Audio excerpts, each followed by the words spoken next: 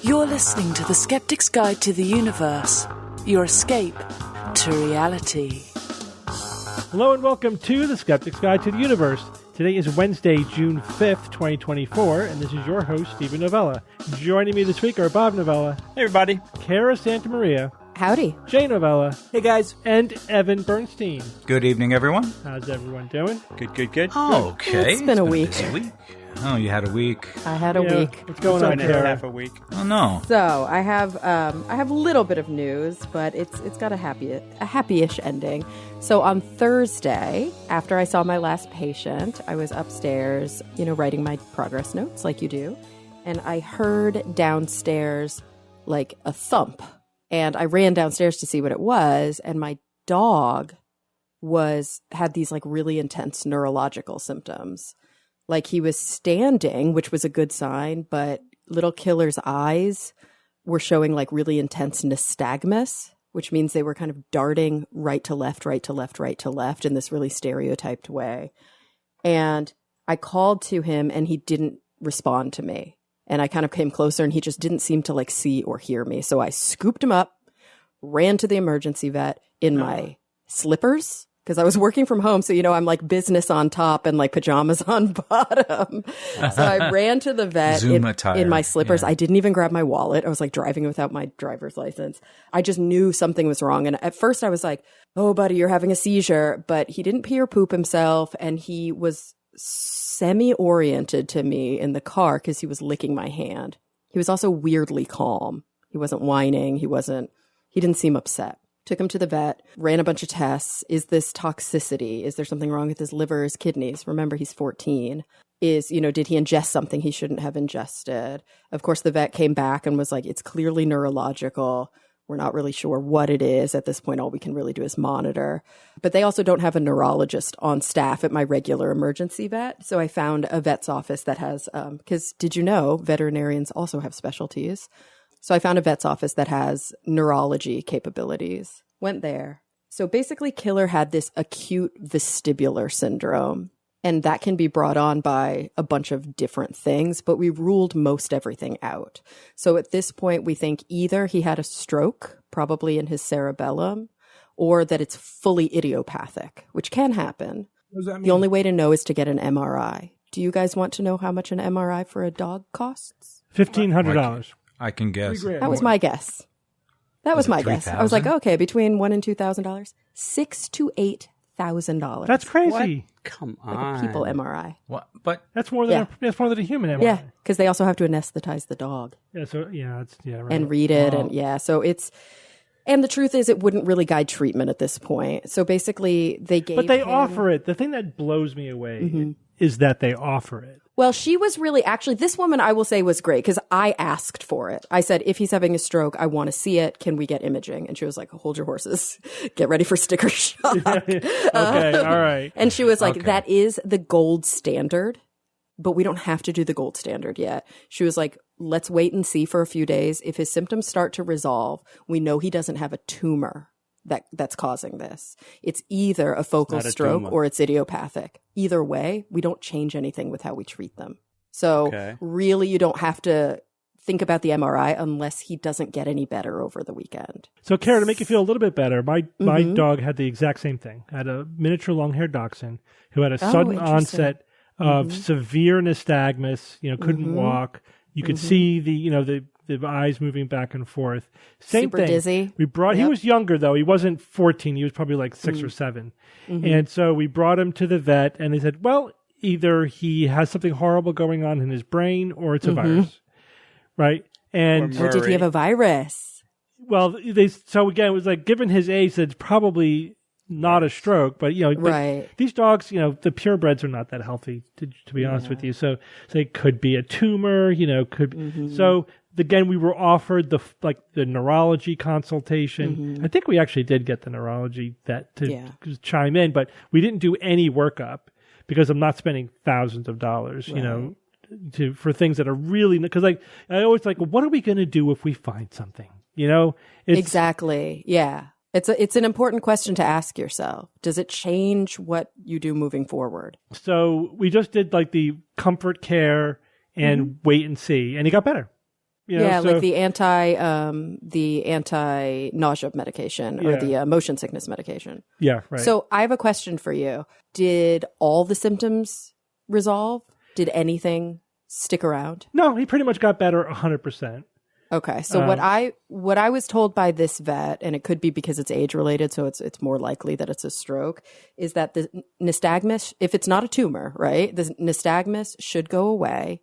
The dizziness should start to go away after a little while, but the head tilt will probably be permanent. Yeah. And so far, so that was Thursday. We're recording this the following Wednesday. It's been almost a week. His nystagmus has completely gone away, but he's still, I don't trust him to walk down the stairs. He's still stumbling a lot. He can go up the stairs now, so I'm really proud of him that he's made that gain. Thinks he has more capability than he has, so he will try to jump on and off the couch, and I cannot let him do that because he's so dizzy. He'll still every so often shake his head, like dogs do, and every time he shakes his head, he falls over because, it's vestibular. Yeah. And so, but the head tilt is still there, and I don't think that's going to go away. So you know how when you make a noise and a dog cocks his head to the side to listen? That's how he looks he's all permanently the time. in that. He's always curious. And he's basically like a dog whose alignment is off.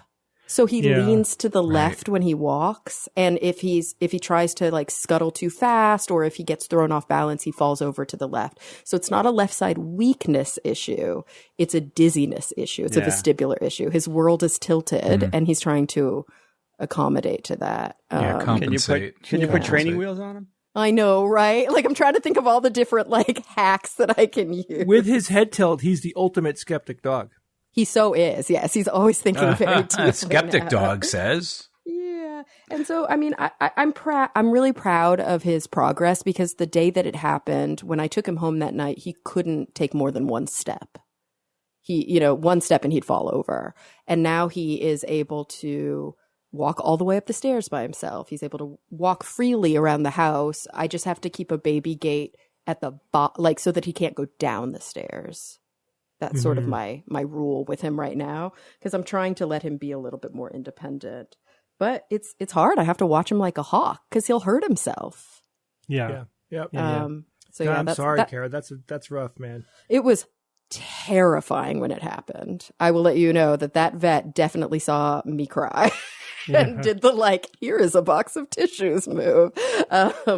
But I'm so glad to see that, whether it was a focal kind of stroke or whether it's completely idiopathic and we don't know what brought it on, which can happen in old dogs. At least I know it's not something, hopefully, ongoing, because he did resolve, he resolved most of those There's some improvement. Yeah. You guys remember Bocce? Yep. It's an American Eskimo. Lived to be 18. Yeah. What? Oh, yeah. He was almost 18. He, when he was 15 or 16, he would have, I think, if I figured out that he was having these seizures where he would bark like crazy. And then he would have the energy of a puppy for an hour.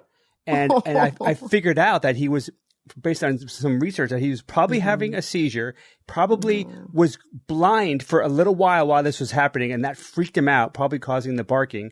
I'm not sure why he would have the energy. So I would actually go downstairs 2 a.m, put him on a leash, and walk him around the house for about 45 minutes because he had to move. Walk him around the house, make sure he didn't hit anything or whatever. Walk him until he exhausted himself, then he'd go to sleep. What the hell? So weird, but I have to admit, I'm really grateful that Killer has had such a long and healthy life. He turned 14 last month. He's a really, really mixed breed dog. You guys have seen him. He's, I don't even know what he is. I got him DNA tested once and I don't even buy it. It was too many things. Yeah. And I think that has contributed. We've gone his whole life without he never would get chronic infections. He's never broken a bone. I think the majority of the money I'm going to spend on this dog is definitely skewed to the latter part of his life. Well, yeah, that's true of people too. Yeah, it is definitely true. But I feel very grateful that I've had him for as long as I have. I'm cherishing every minute with him, and I'm just really happy to see so much improvement. Yeah. Oh, man. It's all about quality of life. He's in my lap right now. He's going to be in my lap during this recording. Yeah. He's a little more needy the last few days. That's sure. They are little proxy children. Yeah, I know. Yeah, sweet boy. But they don't live long enough. But, they signed up for that. We knew it going in. It is annoying, but they should it's last worth for it. at least 40 years. I know. It'll happen. Yeah, but I mean, think about that though. Do you really want that? I mean, there's a sweet spot in there, but like committing to a pet for 40 years is a big commitment. Ooh, 25. Well, it depends. I mean, only if the last 5 years are kind of in declining health, right? I mean, I think you don't want an animal that's old and suffering for half of its life. Right, exactly. That's true. Yeah, for sure. I'd take 20, 25 years. Yeah, like 20. Again, it's like 10 seems like it goes by really fast. Like you 10's too short. That's hard. 20 is probably the sweet spot for like a pet. Do you think lifespans of pets? Do you think those have proportionally gone up with human lifespan? I don't know if it's proportional, but correlation. Animals in captivity usually live about twice as long as their wild counterparts, just because they're not being hunted. They're not. And they're cared for. Yeah, life is rough out there in the wild. So if they're cared for and like they're not getting pathogens and scrapes and bruises and all that stuff, they live about twice as long. 20 would be decent if you can guarantee health for 20 years. I mean, reasonably healthy 20 years is good. That'd be good for some kids too. I mean, with the dog that I have now, sometimes you just they're not good kids. I would want my dog for the rest of my life. If I had him another 30 years, 40, however long I live, I would always want him, and never would want to see him go in 10 years from now. Your current dog, yes, but the question, your current dog though is awesome. But what happens? Killer. That's the tough thing. But not all pets turn out to be. It's true. The most awesome version. I think that you might want. But also. I kind of enjoy experiencing different breeds. You know what I mean? No, I don't. I don't know if I'll get another dog after Killer. I know everybody says that. But you will. For once, I want my next dog to outlive me. I'm done seeing pets die. You know what's interesting, Bob, is that obviously I work in cancer and I work in end of life with quite a few people. And that is when people are actually facing the end, the sentiment is usually the other way around. It's a really big sticking point for a lot of people. What's going to happen to my pet? I need to work to outlive my pet. It's really interesting how many people I've worked with who that was their goal, was to keep fighting so that they could at least outlive their pet because they were really distraught at the prospect of leaving their pet behind. Oh, never thought. Oh gosh! But then you see those videos of the pets who won't leave the sides of their dead owners and stuff. I can't. So I can't sad. go there. That's sad. beyond sad. I know. They're so good. What would we do without them? All right, Bob, start us off with a quickie. Oh, thank you, Steve. This is your quickie with Bob. The infamous Drake equation in the news. You remember that, right? Astronomer Frank Drake created the equation to estimate the number of alien civilizations in the Milky Way galaxy that could communicate with us. A lot of the numbers in the equation are very rough estimates, right? Since we only have one damn data point. I mean, how good can you be at figuring some of those things out? For example, the fraction of planets that could support life that actually developed life at some point. All right. Yeah, that belongs in the Drake equation, but we don't know what the hell the real number is. That said, though, there are some not ridiculous solutions to the Drake equation that show thousands of potential communicative aliens right now. But, of course, then the Fermi paradox rears its alien head saying, well, where the hell are we then if there's so many of us? Come on, why can't you'd find us by now? So new research published in the Scientific Reports proposes updates to the equation, which could help potentially deal with the Fermi paradox. They propose adding to the equation the fraction of habitable planets with significant continents and oceans, and the fractions of those planets with plate tectonics operating for at least 500 billion years. Interesting. It's these aspects of Earth that these researchers claim were so critical to the evolution of complex life and technologies that they deserve to be represented in the Drake equation. And sure, they're making assumptions here. It's not hard to list them out, but it's hard to avoid assumptions when you only have that one data point of life in the universe. So yeah, it's hard to be assumption free. So when they plug this into the equation, their takeaway is unsurprisingly that advanced civilizations are quite rare. They put the chance of a lucky planet like Earth between 0.0034% and 0.17%. That translates to 100,000 active communicative civilizations in our galaxy at one end of the spectrum, but at the other end of the spectrum, it's only 0.006 such civilizations. I mean, that would be a really tiny one, right? Yeah, so they say that this lame end of the spectrum, the 0.006 civilizations, that end of the spectrum, it's essentially zero, right? They say that's more likely. Let's round it off to 1. Yeah. They say that that's actually more likely. That end of the spectrum is more likely because of the ability to communicate is limited by such things as societal collapse or extinction. There's lots of things that could limit it. So they say, yeah, it's probably closer to 0, which then, of course, would explain the Fermi paradox. Why haven't we seen them? Mainly because we might be the only damn ones in the Milky Way. So who knows? But it's interesting to read the details. Check out online to see the other parts of what their claims are. And this has been your Science-y Quickie with Bob. Back to you, Steve. Yeah, I mean, I think the Drake equation gets some bad rap. I think a lot of skeptics say that, we don't know what all the numbers are, it's all speculative. But that's not the point. The point is, like, if we were to calculate it, here's all the parameters. It's a thought experiment, right? Yeah. And it's also interesting to plug in potential numbers and see how that affects range. What would that mean to the number of civilizations out there if we assume this value or that value, that Earth-like planets are more common or less common, or like, do we need plate tectonics? So I think the recent proposed additions are not really trying to calculate the probability of technological civilizations, but more the probability of human-like technological civilizations.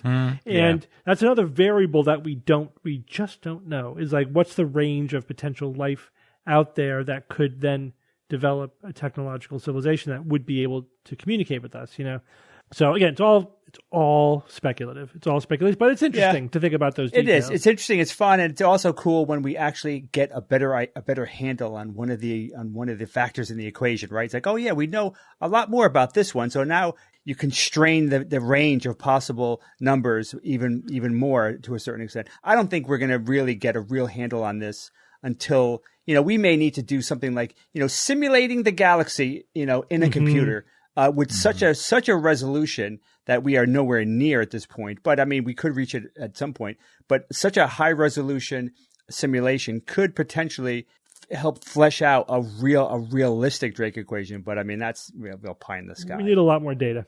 Yeah. All right. Thanks, Bob. Jay, give us an update on the last Chinese probe to the moon. So this is China's Chang'e 6 lunar probe. And it successfully left the far side of the moon on Tuesday, which, just to remind everyone, it's not always dark there. It's dark half the time. So this happened. Tuesday was June 4th. Well, think about it. No, I know. Dark side, far side. Pink Floyd has a dark side of the moon. It's in the common culture here. I think a lot of people might still think that. So the probe carried the first lunar rocks ever collected from the moon's far side, which is it's a big deal. I mean, don't expect to find like wildly different stuff, but it is great to sample like the opposite sides of this planet or this moon. So the Chang'e 6 entered lunar orbit on the same day, and now the return journey to Earth is expected to take about 3 weeks, and it's going to land hopefully in 3 weeks. 3 weeks in Inner Mongolia around June 25th. The thing that I find unbelievably remarkable is that we could do math and we understand physics well enough to pull something like this off. Like, really let that sink in. I think it's incredible that we land something on the far side of the moon. It worked. We took samples. Now it's coming back, and they know where it's going to land. I still don't quite understand how they can, with that kind of precision, how they could have these things land on the moon, come back and land in a particular place on Earth. It's still mind-blowing to me. Science, baby. I know. It really is incredibly powerful, and it's super accurate. I'm very impressed with what we can do. So China is now the first country to display their national flag on the moon's far side. They're the only ones. And the Chang'e 6 probe. No one will see it, but okay. Yeah. Well, they're the first. And we could see it with spacecraft, and they'll take pictures and stuff. Yeah, of course. So the probe withstood very high temperatures and collected samples by drilling into the moon's surface.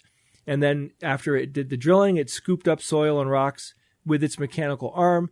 The samples that they collected will provide, hopefully, key insights into the moon's origin, evolution, and as well as the Earth and our solar system. Like we could find out stuff about everything in our solar system by taking these samples. If you think about it, it's pretty amazing, the information that's stored in the regolith there. The probe landed on Sunday in the South Pole. It's called the Atkin Basin, the moon's oldest impact basin, in fact, and it represents the second successful mission to the far side of the moon after China's Chang'e 4 probe. That was back in 2019. This is part of China's broader plan to become a dominant space power. They're putting the money in, and they have a lot of plans, including they want to land astronauts on the moon by 2030. I'm hoping that this mutual lunar exploration that we're doing could help relations with China. So I'd love to see astronauts and taikonauts, U.S. and China. I'd love to see them get together on the moon and start to collaborate, and you never know, might soften things up. So their lunar ambitions are part of a broader international competition, which is good. This is actually good that all these countries now are competing. It's driving more innovation and putting more money into exploring space. And the one fantastic thing, last week I was talking about how NASA gives out its patents to industry in the United States to help U.S. industry. I'm sure that other countries are doing the same. Lots of trickle-down technology from all of this, which is great. So multiple nations are expanding their lunar programs. We're all inspiring each other. And recent efforts include India's successful lunar landing, Russia's failed Luna 25 mission, and Japan's Moon Sniper lander, which had those power issues, right? That was the one that tipped over. So in the U.S., the NASA-funded IM-1 mission by Intuitive Machines landed near the lunar South Pole, and this marks the first U.S.-made spacecraft landing on the moon in over 5 decades. Too long. I don't know why we stopped. A lot of people might be like, what's the point? And my answer to that is, I think humans are explorers. This is another frontier for us to move out into, and eventually, we could move to other planets. It's an incredibly huge universe. Humans are also power hungry, so part of this is to be the nation that has control of cislunar space. That's a big part of it. That's a part of it. I mean, I'd like to think that if the world was just one big nation, that we would still do stuff like this. Yeah, we absolutely would, but you can't ignore that. Yeah, it factors in big time, for sure. Definitely. Now, Steve, I don't want to miss the opportunity right now to talk about the next cool thing that happened in outer space. Yeah, Boeing's Starliner spacecraft. It launched its first astronaut mission today, June 5th. So NASA astronauts Barry, Butch, Wilmore, and Suni Williams, they were aboard the Starliner. The launch took place at 10:52 a.m. That's Cape Canaveral time, Eastern time, at Cape Canaveral Space Force Station. This was the first time astronauts launched on a United Launch Alliance Atlas V rocket. Big deal. Wow. The mission, called Crew Flight Test CFT, aimed to test the Starliner's capabilities over an 8-day stay at the ISS. So it's up there. Everybody made it. Everything worked great. They fixed all the problems. They had an initial launch date. What was that? Back on May 6th to June 1st due to technical issues. And they, this included like that valve problem they had. There was a helium leak. And again, not unexpected, like these things happen. And that's why they push these ships out there and they fuel them up and they, put everything up to max. And sometimes something goes wrong and they got to pull it back and fix it. I mean, we're talking about some of the most complicated machinery that's ever existed is going up into outer space. So the final delay on June 1st was caused by ground equipment power issues, which you think, okay, how hard can that be? This is stuff on Earth. It's terrestrial. It's not even going up into outer space. But still, super complicated stuff to do this. So the Starliner, if it's successful, it will be certified for regular 6-month missions to the ISS. And this could start as early as 2025. So the first operational flight Starliner 1 will carry NASA astronauts Mike Finkel and Scott Tingle. That's funny. No, it's Mike Fink. Sorry, not Finkel. Mike Fink. Sorry, I thought I saw an L and I'm like, Finkel and Tingle? This is great. Sorry, Mike Fink. It's like a cartoon. Finke, right? It's not Finky, it's Fink. It might be Finke. Finke. Okay, whatever. I don't know. Look, Mike, if you're listening, don't be mad. I do this with everybody's name. Scott Tingle, though. I got Scott's name. Scott Tingle, and a Canadian astronaut named Josh Kutrick. So NASA's Commercial Crew Program, which includes Boeing and SpaceX, began in the mid-2000s. The Commercial Crew Program stemmed from the success of the Commercial Cargo Program, and that started in 2006. So Boeing's development, they had tons of setbacks. This includes an unsuccessful first uncrewed mission back in December 2019. They had more technical issues. SpaceX has already flown 12 crewed missions to the ISS. They're kicking ass. That company really has got their thumb on this. The ISS is expected to remain operational until 2030. That date hasn't changed, by the way. I've been paying attention, and it's been 2030 for quite a while now. They're going to require multiple spacecraft for astronaut transport, and that's what we're starting to see. It's really starting to happen here. Russia's Soyuz spacecraft will continue to send crews to the ISS until 2028, and Boeing's focus is currently on fulfilling its NASA contract, which, thank God they are doing it because tons of money have been allocated. So we are going to see lots of different missions by different companies going to the ISS, and we're going to retire that space station pretty soon, guys. I mean, we are just over 5 years away from retiring that. And then what the hell are they going to do with it? Aren't they going to dump it? They're going to let it crash into the atmosphere? I hope so. That would be the best thing to do, but, you really don't want to see anything crazy happen, Yeah, you could do a controlled deorbit, make it land in the ocean. Would they do it together? Would they separate it up and push them separate? I don't know. But that's what I read, though. They're planning to drop it into the ocean. There's like this point in the Pacific that's the farthest away from anything. From everything. Yeah, that's where they aim for. And it is possible for them to boost it into a higher orbit so that its orbit won't eventually decay and it could be preserved. But they're not going to do that because it's too expensive. Yeah. That would be cool, though. I mean, imagine if they do that. I don't even know if this is actually possible. But imagine if we have the technology to bring it back down without it falling apart and put it in a museum. That would be amazing. Or it's there 1,000 years from now as its own museum floating in space. Visit it. There you have it, Steve. Lots of space stuff happening. It's going to continue to grow. We're going to see more and more companies, more and more nations doing this. I mean, we are, in my opinion, very much taking our stride as a space-faring species. Mm-hmm. Seems that way. Yep. All right. Thank you, Jay. Have any of you guys heard of adaptogens? Not ever. No. Adaptogens. There's pathogens. There's these are like supposed to be good things. Yes.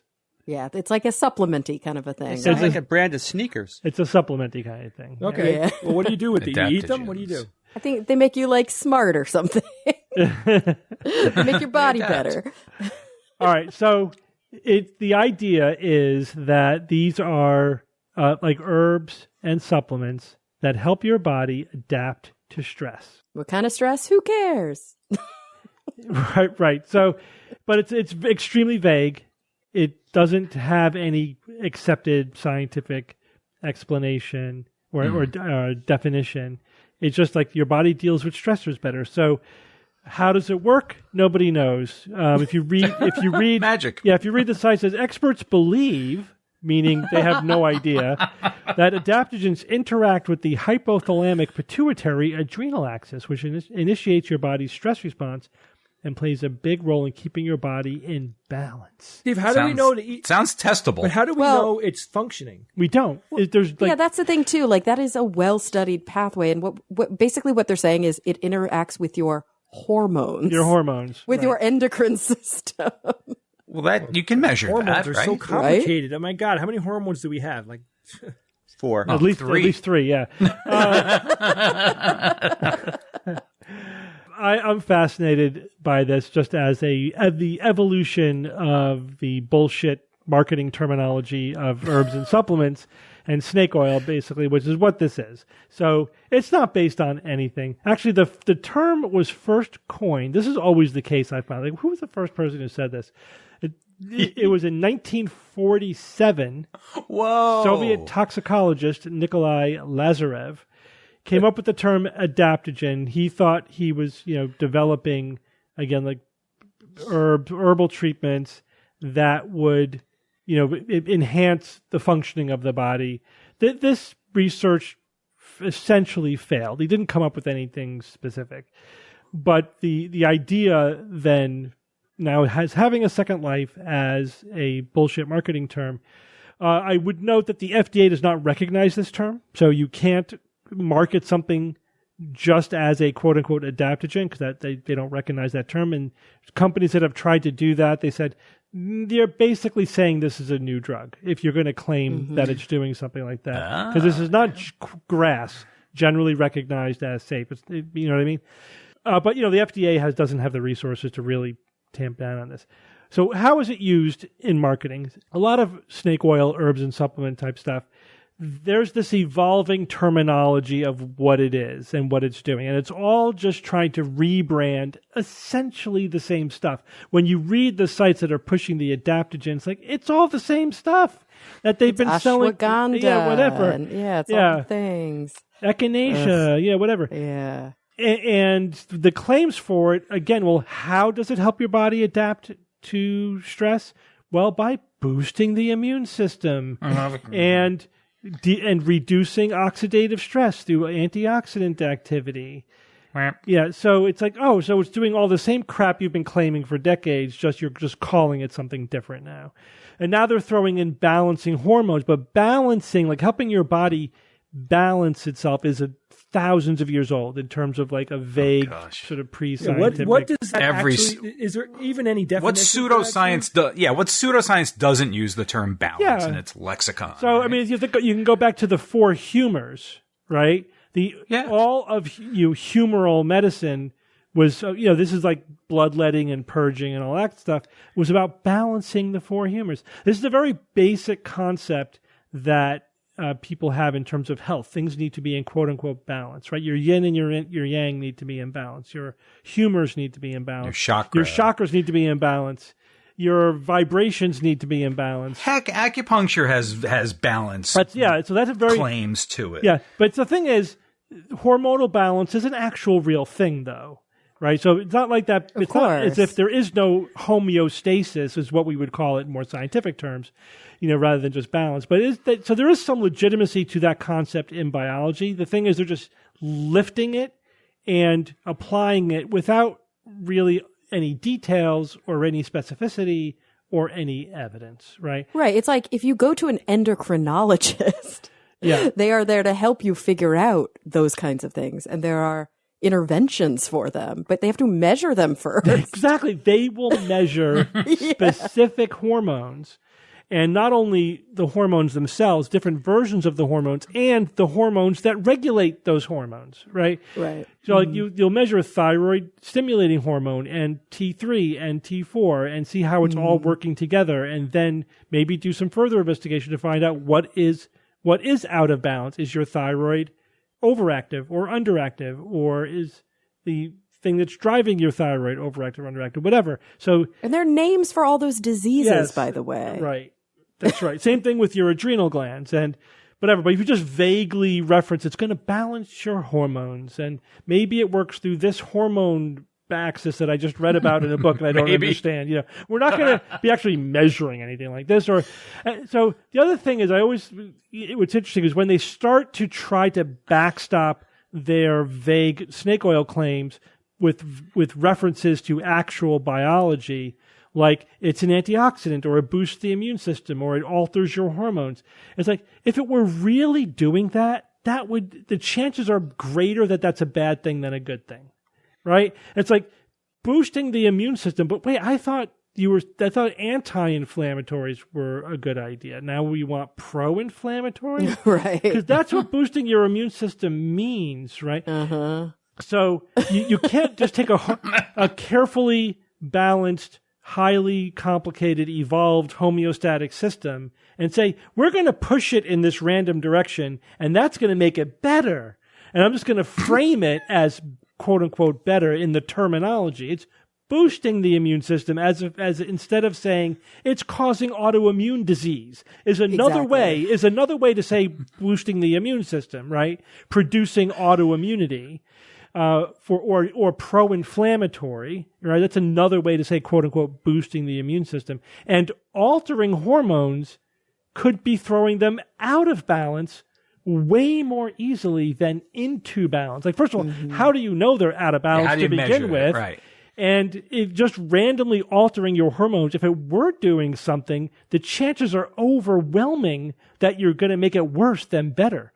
Unless you know exactly what you're doing, you're probably not making it better. It's like saying, I'm going to randomly alter your blood pressure and assume that's a good thing. You know, you need blood to perfuse your brain, right? So let's give you more blood pressure. Right, so let's give you more blood pressure. Just turn up the pressure. Boost your, I'm going to call more cowbell. I'm going to call it boosting your perfusion. And it really is just increasing your blood pressure. Steve, stop. You're giving people a bad idea. But it's basically the equivalent of what they're doing, you know. It is. Right? It's like, yeah, but there's a sweet spot to your blood pressure where you have good perfusion without blowing your arteries out and causing heart failure and all that stuff. High blood pressure is a problem. Low blood pressure is a problem. The inability to regulate your blood pressure is a problem. All these things are a problem, but they have to be very carefully measured and intervened on. And even then we can sometimes say, oh, we overshot a little bit. We got to back off or whatever. It's tricky. Just randomly, quote unquote, boosting one aspect of a homeostatic system is nuts. Change for change sake. It's just rhetoric to backstop that, all right, we have the same snake oil that we've been selling for hundreds of years, and we just have this evolving verbiage of marketing it. We're going to call it a nutraceutical. That's it. It's a nutraceutical. What's a nutraceutical? It's the same old shit, but we're just calling it something different, right? Yeah, because your grandma called it something else, but now Huberman and Tim Ferriss are calling it, you know, and so now it's trendy and it's cool. Yeah. It's a nutraceutical, or now an adaptogen, or ergogenic is another one. What's an ergogenic? Oh, that sounds great. Yeah, anything that reduces fatigue, you know, we'll call it ergogenic. It increases your energy, because that's a good vague claim. Yeah, like taking speed. Yeah. So it's the same vague claims for the same list of things, and just evolving marketing. It's just all a marketing ploy. And there's no science behind it. They don't even have an operational definition. They don't even have it. And that's always step one in science, is having a precise definition. Like we like to talk and sometimes joke about jargon on the show, because jargon is poetry. I love it. But when it's real, like real scientific jargon is so wonderfully precise and unambiguous, and like the terminology evolves to refer to something very specific. And that terminology, those words, they are placeholders for ideas, for our understanding of what's actually going on. When you have a vague term that's poorly defined, that reflects sloppy thinking, right? Vague terms and that happens equal vague thinking. Of the course. time. Right. I think about, I have friends, right? I have friends who are really into this alternative medicine stuff, and I'm always trying to understand what their weird practitioners are saying and what they're talking about. And they'll often use terms like leaky gut, adrenal fatigue. Adrenal fatigue is wonderful.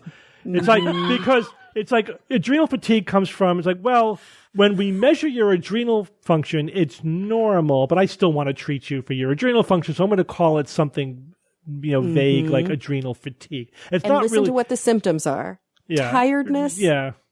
Cravings for sugar. Like, they take natural experiences of being human. Yeah, the symptoms of life. I feel bloated sometimes. I feel dehydrated sometimes. You need an adaptogen. And that's the saddest thing, is that instead of really drilling down, are you sleeping a full night every night? Are you, eating enough food every day? Are you drinking enough water? It's like, no, there's something wrong with your liver, and so you need this weird adaptogen for your liver. We didn't test that. We're just saying these vague symptoms of feeling gross, which all human beings have. Yeah. And then we're treating a problem that doesn't exist to make money off of vulnerable people. Yeah. We're going to take vague symptoms and use vague claims to treat it with something that doesn't do anything that we know about, right? It's so sad. Or makes it worse. That has vague, non-specific effects when you look at it scientifically. It's like, yeah, stuff happens in the petri dish, and we're going to call this boosting the immune system, whatever. I mean, Steve, this sounds to me like all medical pseudoscience is steeped in this. Yeah, totally. No, there's an art to this as well. And here's the worst part. In the United States and in other countries as well, but probably worse in the U.S., they've actually codified this vagueness into law. Again, as I like to say, the vagueness is not a bug. It's a feature, right? And they've codified it into law with DSHEA, the Dietary Supplement Health and Education Act, which I talk about a lot, because they created this category of structure function claims for that you can make without evidence for things that are at least generally recognized to be safe.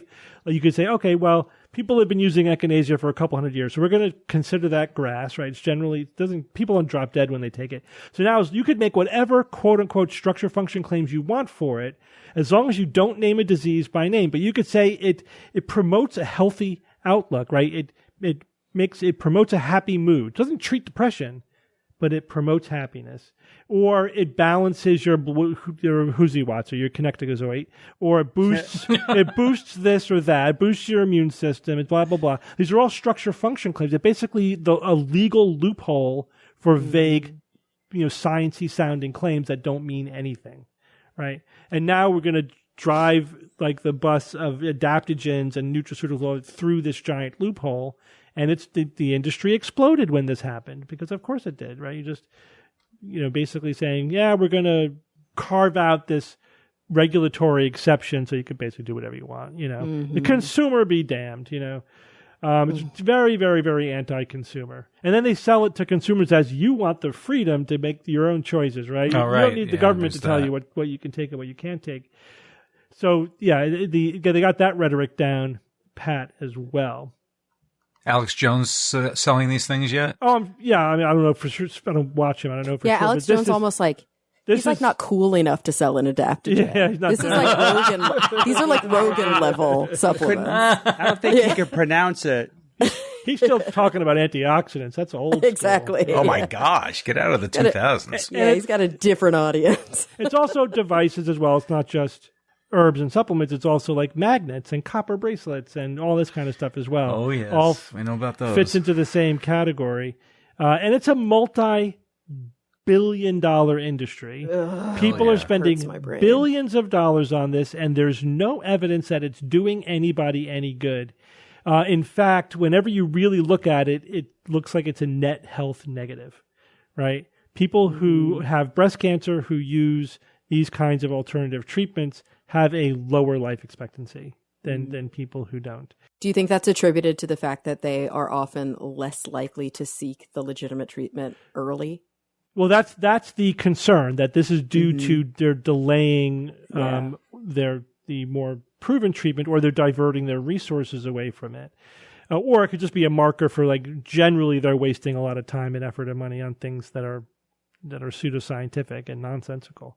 And also, as you mentioned before, these things are still drugs. And so since they're not studied the same way that drugs are studied and drug interaction, there are certain things that we don't know. It could be reducing the efficacy of the real drug you're taking. Well, yeah, that's right. They are drugs. We've talking about herbs, right? They are drugs. Yeah. I'm talking about, like, let's say you're taking an adaptogen to help you with your, immune system during cancer treatment. That, quote, adaptogen could be changing the efficacy of your cancer treatment. And there are a lot of serious researchers who research, herbal products, or, because they are a good source for new actual drugs, right? Yeah. That's a whole discipline of translating naturally occurring substances into useful medicinal products. And those researchers are frustrated by this as well. One researcher talking about a specific herb was saying, the term adaptogen, which has not been well defined scientifically, undermines the need for increased inquiry and research into the many promising effects of this herb. Like she's saying, we need to study this herb, but selling it as an adaptogen actually undermines efforts to study it scientifically. Because now you sort of are assuming a conclusion that's vague and not worthwhile, and that's it. And so the process is done. So it's actually, if anything, keeps the useful stuff away from people in a way, because it's just like all the resources are being diverted to just this multi-billion-dollar industry that wants the vagueness. Keep that in mind. They want the vagueness. That is a feature, right? Because then nothing can be proven wrong. Nothing. If you don't make a specific claim, you could never be proven wrong, right? Yeah. All right, let's move on. Kara, I understand that girls are getting their period younger over time. What's going on? Yeah, so we've long seen a trend towards the first period coming younger and younger. The word for the first period is menarche or menarche. But yeah, it's a weird word, but that's what the word is, and you're going to see it a lot. So it also sounds like malarkey, you know? Malarkey, yeah, it's like menarche. menarche. Portmanteau of what? Menopause and malarkey? Well, it's not, but I'm saying it sounds like one. I was like, I don't think that's actually now I'm curious. I'm looking it up. Oh no. Modern Latin from month and beginning. The beginning of the month is where it comes from. But so we've long seen this trend, and there have been, a few different studies that have looked at what's going on, why is it going on. There's a new study that I wanted to talk about today that was published in JAMA Network Open in the pediatric section, and this was an American study out of Harvard where the researchers were able to look at participants who were engaged in this really big kind of big data initiative by Apple. So it's the Apple Women's Health Study. So it's this longitudinal study of like menstrual cycles, gynecologic conditions, lots of different women's health that's conducted by the Harvard Chan School in coordination with the National Institute of Environmental Health Sciences and with Apple. And so they're able to get just a lot of data. They looked at a data set of 71,341 women and girls, all throughout different decades. So they sort of divided the participants into different buckets. There were those who were born between 1950 and 1969, those who were born between 70 and 79, 80 and 89, 90 and 99, and then 2000 to 2005. And then they had these cutoffs. They called early periods starting at age 11 or younger, or actually not 11 or younger than 11 was considered an early first period. Very early was younger than age 9, and then late was age 16 or older. And so they basically asked all these different women and girls lots of stuff, and they looked at this data. And they were also kind of curious about what happens, how long does it take for girls' periods to become regular? It is not uncommon when a girl starts her period that she then doesn't have it for a month or two, or it comes and it goes, and then eventually the cycles regulate. And sometimes that's changed by taking hormonal treatments like birth control. And so they looked at that as well.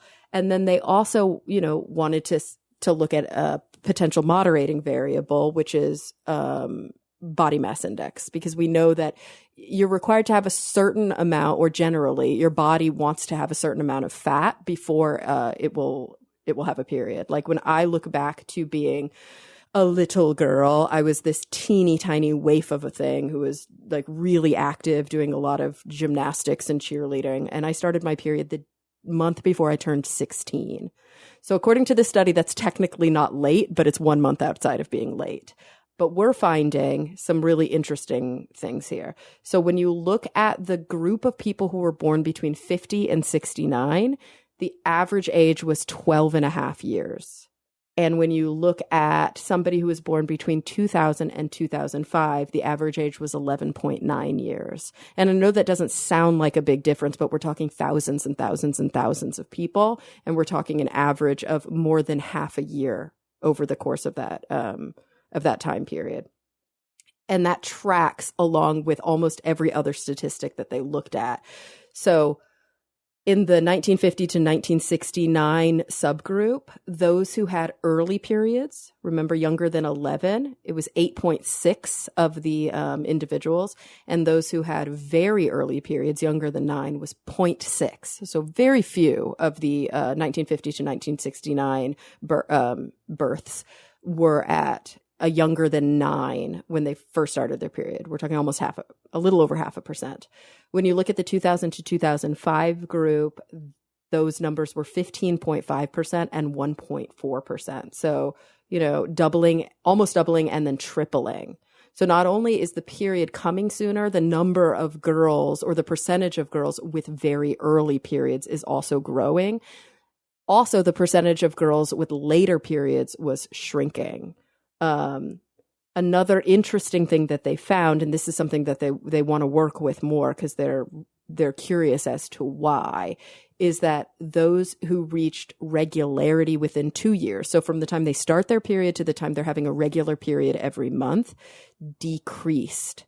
So that means that over time, it's taking longer for young girls to have a regular period. They're starting sooner and it's taking longer for their periods to regulate. Now, they also found some interesting trends in the demographic data. So even though periods are trending younger over time across all socioeconomic groups and across all races or ethnicities, the trend is most severe among Black, Hispanic, Asian, and mixed race individuals. So non-white individuals' periods are coming sooner than white individuals' periods, even though all of them are coming sooner than they used to come. And also among low SES groups, the periods are coming sooner. And so they said, could this be a function of a higher body mass index? Childhood obesity is a problem. Could that be? We know it's a risk factor for early puberty. Could that be what's going on? And their statistical analyses show that it is, or it does appear to be responsible for some of the variance in the data, but not all of it. Just under half of the variance they think is responsible, is childhood obesity. What are some other things that could be contributing? Can you guys think of any? Because this study didn't specifically look at other ones, but the researchers do talk about other ones based on past literature. I would think diet. Dietary patterns is definitely one of them. Also, psychological stress, adverse childhood experiences like growing up in an abusive household was one of them. And then there's a really big interest right now in the research on like environmental factors. So like air pollution or endocrine disrupting chemicals that are in water supplies. And so, that's an active area of research. And it could be that it's some combination of all of these things that's contributing, but researchers still need to dial down a little bit more. And why is this important? Like, why does it matter if a girl starts her period at 9 or 11 or 14? Well, apparently starting your period early is associated with a bunch of adverse health outcomes later in life. Cancer, cardiovascular disease, a lot of these things are correlated. Now, this could be because of BMI. It could be because of SES. We don't know what the mediating or moderating variables are. This is definitely a correlation, not a causation. But it is interesting to know that it can be, in some ways, a marker for those things. So it's important to look at the trends in the literature and to understand why these things are trending the way that they are. Kara, you said that stabilization is taking longer. Mm-hmm. Does that mean that the age of stabilization is staying roughly similar to what it used to be? Oh, that's an interesting question. And I don't know if they actually gave a specific age. Let me check here. I don't know if they looked at the data that way. Okay, time from menarche to cycle regularity. No, they only looked at it based on how many years until it was regular, or so they put it into different buckets. Less than 2 years, 3 to 4 years, more than 5 years, it's not yet regular, or it only became regular after hormone use. So they didn't map that then onto, are the youngest people taking longer to become regular, if that makes sense, to see if those numbers lined up and netted out the same. So I'm actually not sure, but that would be a really interesting follow-up to this study to look at the data that way and to make some determinations based on that, because maybe there is sort of, I don't want to call it a set point, but a time period in which our I don't know, age of maturation does level out in that way. So if one of the hypotheses is that it's obesity, was there any later analysis, or are they planning on doing a follow-up analysis looking at different obesity rates and whether that correlates? Because those are not evenly distributed. Yeah, so they basically did look at BMI at the age of the period starting. So they, like within this study, and remember, this was all self-report data, so that's important to remember. Yeah. So when you're talking about somebody who was born in 1969 and you're saying, how much did you weigh when you started your period? That's kind of a difficult question to answer. But for those who felt confident to answer that question, again, self-report, they did look at that information, height and weight, and they calculated BMI, and they measured that against these different eras. And so they found that it was responsible for a decent chunk of the variance, like half of the variance. Mm-hmm. But there are other studies that show that trend as well. And I could see drilling down into that and looking at it a little bit more specifically. But yeah, the data here do support the fact that at least some of the lower age is attributed to a higher body mass index. Well, everyone, we're going to take a quick break from our show to talk about our sponsor this week, Aura Frames. Guys, it's the same dilemma every year, right? What do you get the man who already has everything? This was our dad in spades. You ask them, and they say they don't even want anything. So put down the slippers, Steve, and step away from the ties and cologne, Kara. Make a big move this year and get your dad something unexpected that he doesn't even know that he wants. They're so awesome. Wi-Fi connected. You could just preload them with literally as many photos as you want within reason. Don't go over 1 million. That's too many. But you could just throw picture after picture, easy to set up, easy to hook up. Even if your dad is a total techno illiterate, you could do it, right? It's really one of my favorite gifts. Because we have it right below the TV. We're watching TV. Oh, look at that picture. Look at the pictures that you love, but you just never see them. Because when do you look at pictures like that? And you're just seeing them all the time. They're right there. Love it. Right now, Aura has a great deal for Father's Day. Listeners can save on the perfect gift by visiting auraframes.com to get $30 off on their best-selling frame. That's AURA frames.com. This deal ends June 18, so don't wait. Use code SKEPTICS at checkout to save. Terms and conditions apply. All right, guys, let's get back to the show. Evan, more people claiming more aliens. Well, yeah, not just more people, not insignificant people, shall we say. Because here's the headline I read at a website called Irish Star, the Irish Star. I think it's part of the Daily Star kind of tabloid newspaper system in England or Europe. But in any case, this is what I read. Here's the headline. Former U.S. Army officer claims, and this is a quote, aliens exist and they are already interacting with humans. Uh-oh. That's the so think about that headline. All right. Aliens exist and they're interacting with humans. If that were true, would that not just be the news of the day right. or the month or the year or the century or arguably the biggest revelation in human history? Seriously, right? How can a person, all right, former U.S. Army officer, how can they so nonchalantly sort of mention this? And this is clearly not a stupid person, someone who has to be of sufficient intelligence, not just to rise to the rank of colonel in the armed services, but listen to a little bit of who this guy is. His name is Carl Nell, N-E-L-L. And back in November of 2023, I found a write-up about him titled, Who is Carl Nell? And here is how the final sentence of that write-up prophetically reads. It says, what he claims to know about goings-on behind the scenes, it seems likely that he'll have a rising profile in the unidentified anomalous phenomenon, UAP, story in the months and years to come. And sure enough, he did, because he came out just 2 weeks ago to make these claims at a symposium, which kind of surprised people, a lot of people, I think. But let me tell you a little bit about this guy.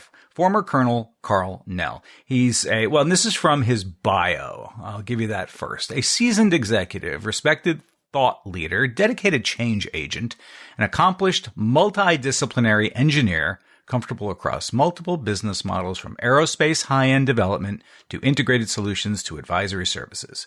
He's an Ivy League graduate, certified PMP, I'm not really even sure what that is, published author, War College alumni, and fully joint qualified commissioned officer in the Army Reserve. He has been in command at every grade level through colonel, including activation of the Army's newest Expeditionary Military Intelligence Brigade, supporting the 18th Airborne Corps and JSOC. Right. Culminating his military career as Army Director, he was supporting the Unidentified Anomalous Phenomena Task Force and his engagements with senior leaders with the Defense Department as well as Congress directly contributed to the creation and inclusion of UAP legislation within the National Defense Authorization Acts of 2022 and 2023. This is not some random crank kind of in a corner of the internet, yelling at the clouds as they pass by. He's got fingerprints in a lot of different areas of national defense, political connections, and defense contracting. Now, the article back in November also said this about him. Over the course of his career, Nell gained experience working with space-related technologies, collecting and analyzing foreign materials, overseeing large-scale modernization efforts, and working across various government agencies. He would also have had a very high security clearances for much of his work. And if you were setting up a reverse engineering program for UFOs, this is exactly the kind of guy you would want involved. Interesting. And that's effectively what he told an audience at a symposium 2 weeks ago called the SALT Conference, S-A-L-T. It used to stand for Strategic Arms Limitations Treaty, but I don't know if that's still what that is. SALT Conference. This was New York City 2 weeks ago, and he was asked to talk about non-human intelligence, NHI, and UFOs and UAPs. And here's his quote. So, non-human intelligence exists. Non-human intelligence has been interacting with humanity. This is not new, and it has been going on, and there are unelected people in the government that are aware of it. And then he was pressed on his confidence level regarding that statement, and he asserted with certainty, zero doubt. Give me a break. Very high-level folks with access to the information. Zero doubt. He says very high-level folks with access to the information have come out now and said the same thing. People in a position to know are telling you the same thing. Then he was asked, why hasn't anyone admitted this, right? Leaders of countries or other people, right? Like, why is the public not being told this by their leaders?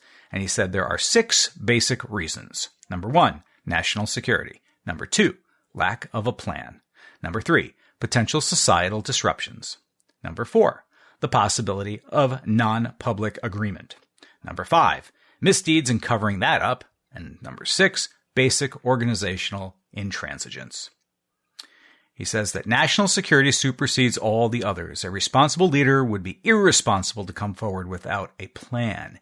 Anyone paying attention realizes UAPs are real, they are not ours, and they are not our adversaries. The Pentagon already said that.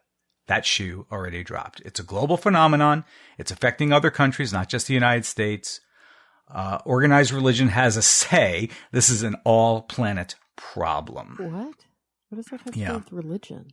Because he's, in a sense, sort of, in as part of the conference, he was also talking about, like really why, this hasn't come to be yet. And because the pressures of organized religion and sort of how societies are structured through those religious pressures, in a sense, are too important to ignore in a decision this big to release that information, basically, to the public. Too disruptive, in a sense. All right. So that's effectively what he is saying.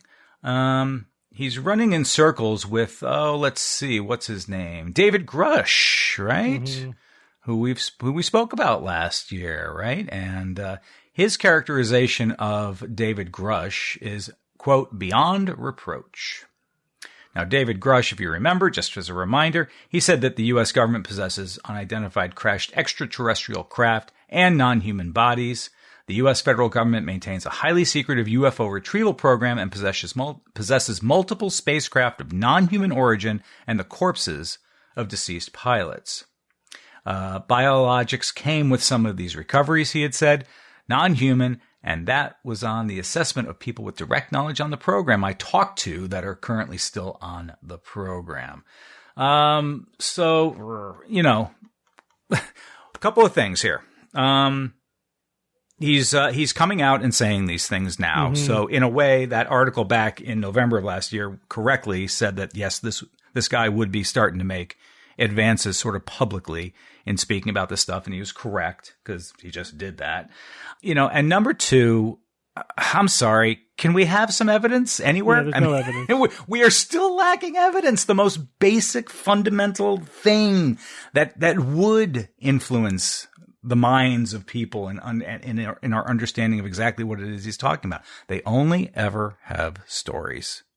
But whether zero doubt. Zero doubt. But he has zero doubt, right? But he's based not on words. Zero doubt of an amazing thing based on other people's words. What's interesting here is that this guy, I've read some of the articles that he's written. He seems like a mature senior military person who has wrote very thoughtful analyses of world political situations, etc. You know what I mean? Like, he's not a nut job. He seems like a very respectable guy. So how is he going so profoundly wrong in this one area? Now, of course, the UFO believers, it could be a sacred cow for him, or it could be that he just has blind spots somewhere. And what would that blind spot be?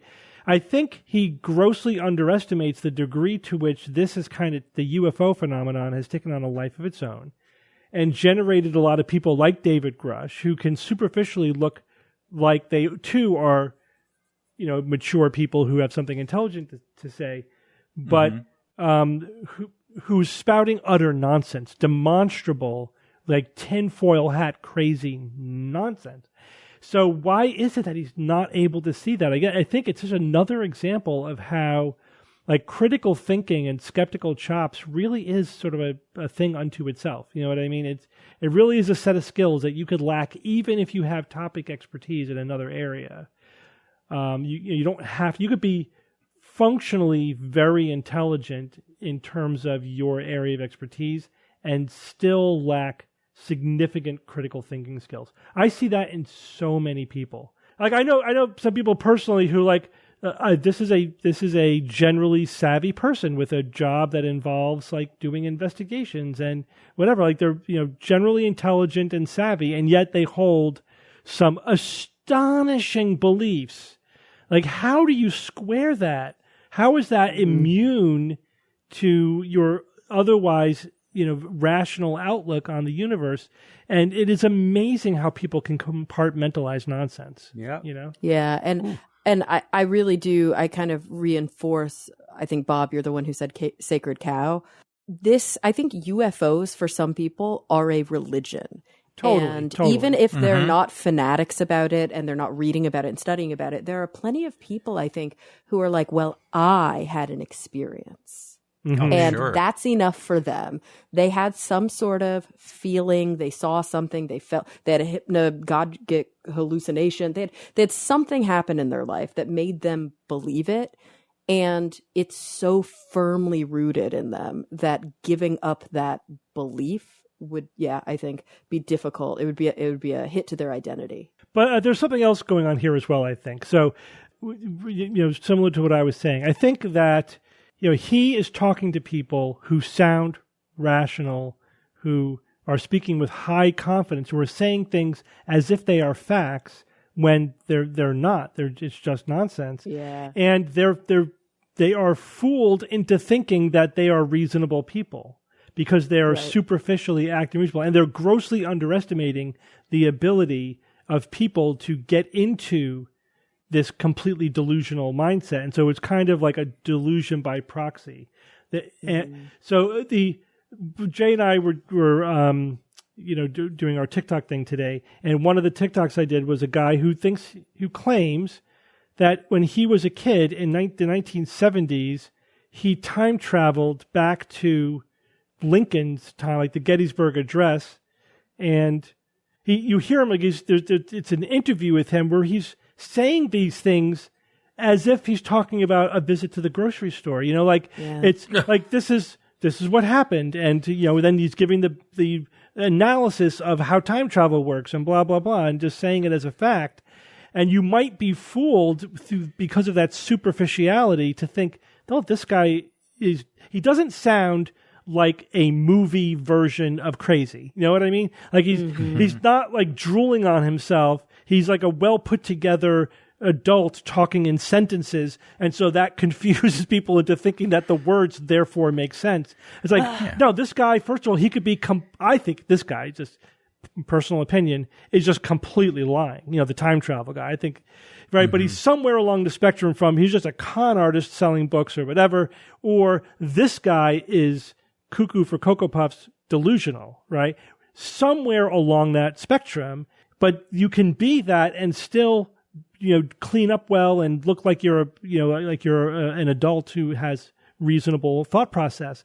And then fools people into thinking, well, there's got to be something going on. This guy's not drooling on himself, so there's time travel. You know what I mean? It's like, no, maybe he's just lying to you. Have you thought about that? Confidence artist by any other name, artist, right? Yeah. He's a con artist. There's a documentary right now on Netflix called American Conspiracy: The Octopus Murders, and it's fascinating because it really grapples with exactly what you're talking about.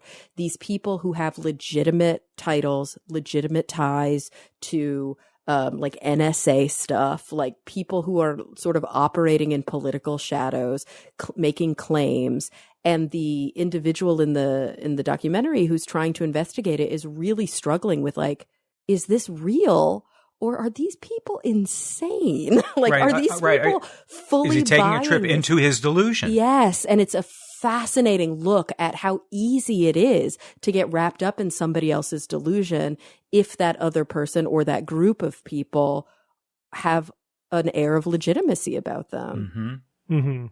Yeah. Steve, you said something today while we were doing our TikTok stuff that resonated with me. You said that the internet gave lots of people a platform, and a lot of people out there have a platform now that might have, they could have emotional problems. They could be psychopaths. They could have mental health problems. Mm. And, in order for someone to believe something like this, that's a significant thing to go all in on and to take to this level. Yeah, or they're psychopaths who are doing it deliberately. I wish the interviewer in this symposium that Colonel Nell attended asked a couple of follow-up questions, such as, Colonel Nell, did you see a body? What did it look like? Can you give us some details? Did you physically see an alien ship? What was it made of? What can you tell us about? There are never those details. It's always a friend of a friend. Ever. It's always, yes. I didn't, but I spoke to somebody reliable who did. Okay, let's talk to them. Exactly. Who did you say? No, well, I didn't see it. No, I was talking about this other guy. He saw it. It's a classic. Everyone thinks they're one step removed from the person who actually saw the evidence, but you never can get to that person because they don't exist. It's just a circle jerk of reference, which is what he said. The shoe dropped. The Pentagon said this. What the Pentagon said was, one, there's no evidence of aliens. Right. And two, it is a circle jerk of self-referential evidence. That's what they said. I didn't use the word circle jerk. I'm saying that. They basically said the Pentagon would use the term. It's just cranks referring to other cranks as references. That's what it is. That's all it is. All right, Bob, tell us about these new night vision doohickeys.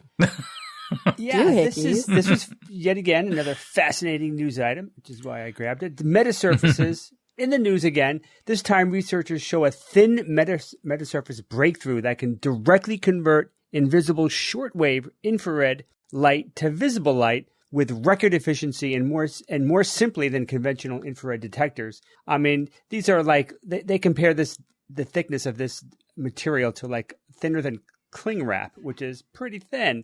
Okay, so this is from researchers from the Australian National University in Canberra, and also including scientists from Friedrich Schiller University, Jena, Germany. Okay, the title of their paper is called Enhanced Infrared Vision by Nonlinear Upconversion in Non-Local Metasurfaces. All right, it sounds nasty, but it is nasty, but I'll make it non-nasty. So we humans and Jay have notoriously bad night vision compared to many animals, right? Our pet dogs and cats, they just laugh at us, especially the cats, as we stumble in the dark. And this is partly because why? I can't see shit. Because we don't have those cones, right? No. Cones, rods. No, it's a good try. We don't have a tapetum lucidum. No, that's that. That's good. That's what makes their eyes glow. That's a reflective tissue they have behind the retina that gives photons basically a second chance to be absorbed.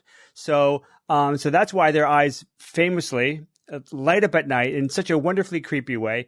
Now, the light that we do see from their eyes, that's the loser light that couldn't get absorbed even after a second chance. But the fact that they have photons getting a second chance, that's why they can see in extra detail at night, and we don't, of course.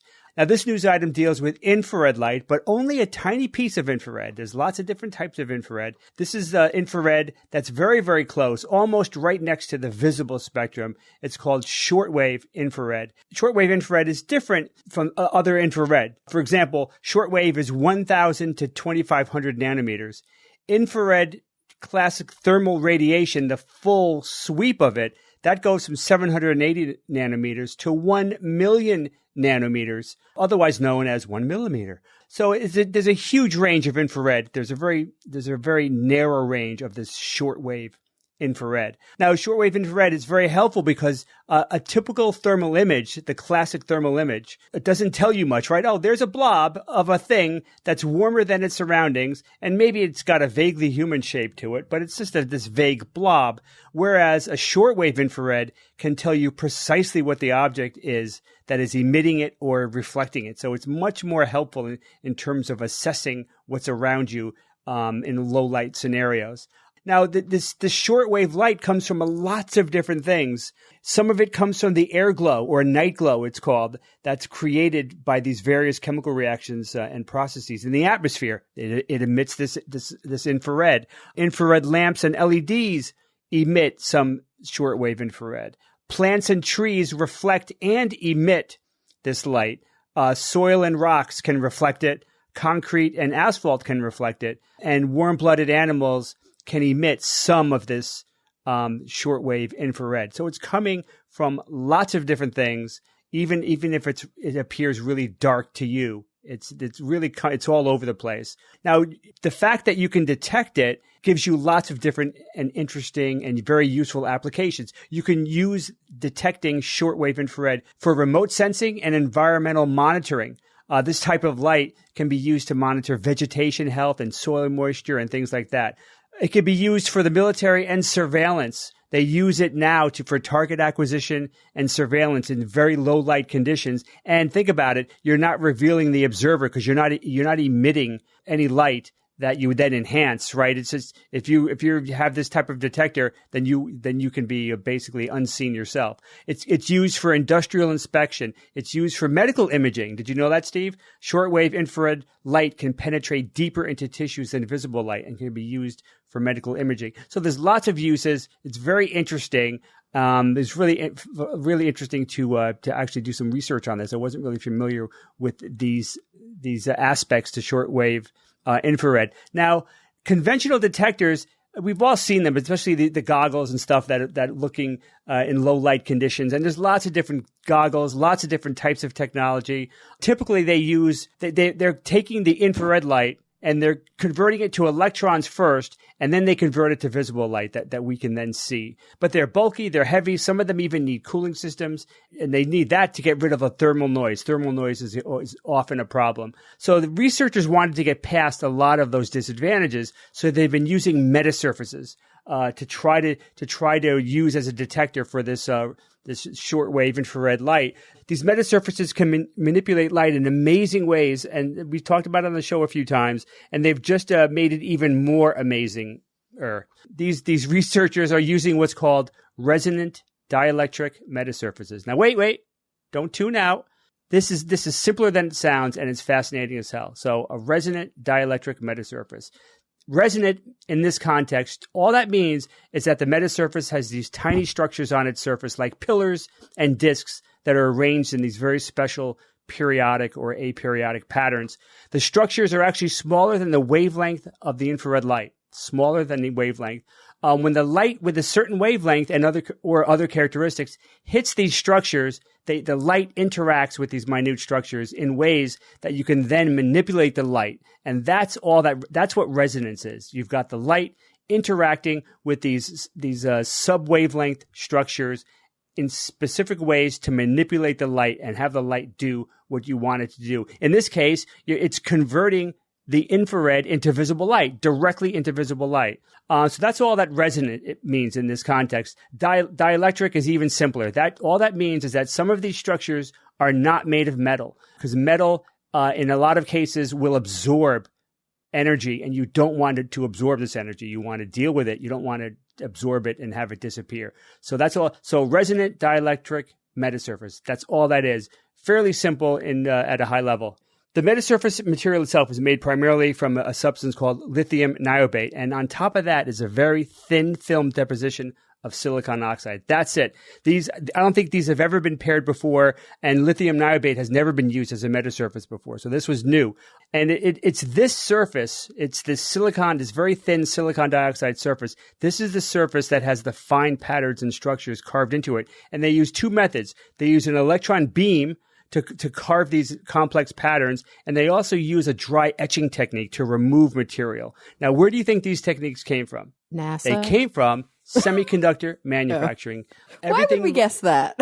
Right? It's no, I mean, well, I don't know. You could have. What are you looking for here, Bob? If you follow semiconductor manufacturing, you would have come across that. But I just love the fact that, oh yeah, we got to make these chips smaller and smaller, more and more sophisticated. Oh, guess what? We can use these tools we have for creating these computer chips, and now we can use them on metasurfaces. It's amazing because, I mean, all you're basically doing is you're making super fine, super tiny, nanoscale structures on certain materials. And you could apply that to anything. But no, I don't think anyone would have guessed that, oh yeah, we'll use this for metamaterials too. I just love the connection between the two. All right. The big breakthrough here came when they used that lithium niobate. What happened is, and they knew this would happen because they've done other studies. China has done some work with these meta surfaces as well. They knew that you can get really, really good efficiency. But when they used this lithium niobate, in this case,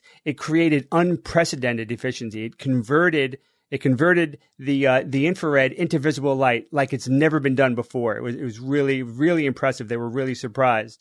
Also, the other thing is that one benefit of using the lithium is that it's transparent to infrared and visible light. Now that means they're really excited about that. That means that eventually what they should be able to do is they could show to you an infrared image, right? An infrared image of an object, but they could layer that on top of the visible light image at the same time, which is something that really wasn't practical to do before. They would essentially just show you the infrared image that's been converted to visible, but now they can. Because it's lithium, they can overlay one on top of the other, which of course would give you much more information. The other breakthrough was that when China did these studies and created their own metasurface, they also had pretty decent efficiency, but the problem was the light was dispersed. So the metasurface was essentially lowering the resolution to unacceptable levels. It's like the new iPhone camera, right? This new iPhone camera is better in every way, except the resolution is a lot worse than it used to be. Like, it's a deal breaker. That's why we haven't seen much on this before. Because the metasurfaces were really cool, but it created these blurry images. So what they did is that they solved the problem. No one has been able to do this. They are the first to solve this problem. And what they did was, this was kind of hard to put into words that even I understood. Initially they said, place the metasurface in the Fourier plane instead of the imaging plane. And all that basically means is that they discovered that if you take the metasurface and you move it to an intermediate focus point, rather than right where the image forms, it would de-blur it and make it really crisp. So that was actually a huge breakthrough right there. That's what pretty much makes this viable. All right. In the future, the researchers would like to expand the wavelengths available. Perhaps they can go deeper into the thermal imaging section of infrared, maybe mid-infrared or even far infrared would be interesting if they could possibly do that.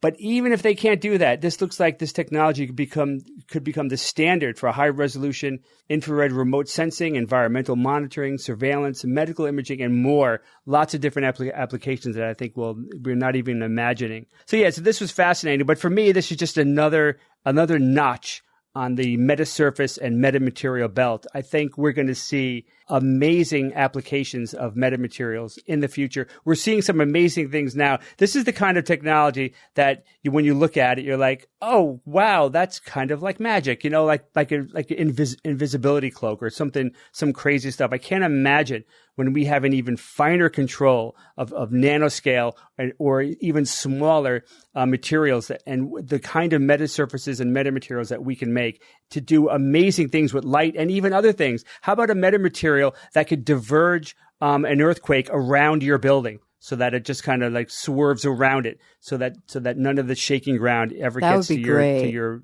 I mean, those are just kind of the crazy applications that we could see for these metamaterials. I'm really excited to see. I got woken up by a brutal earthquake this past weekend. Whoa, really? Yeah, it was. Remember once on air, I was like, I can't even feel a 3.5. It was a 3.5, but it was in South Pasadena, so it was like one town over from me. Whoa, near the epicenter. Intense. Nice. Yeah. Anyway, sorry. Yeah. No, that's all I got. Really loving, if you can't tell, metamaterials, and can't wait to see what's next. So, Bob, when can I buy these? When can I buy a pair of slim night vision goggles? Slim. Just go on Amazon. It's right on Amazon right now. Right now. Right now. Or 10 years. 10 years, 10 years. I don't know. I didn't see any estimates. I did read this though, that for conventional home night goggles, we might not see that, because it doesn't really apply to conventional thermal imaging right now. Maybe they can extend it, but this will, I think, even best case scenario, this will be, quite expensive and not at the level of consumer grade, and already consumer grade infrared images are pretty sophisticated. But this is more for industrial and military application. But you never know. All right, Jay, it's Who's That Noisy time. All right, guys, last week I played This Noisy.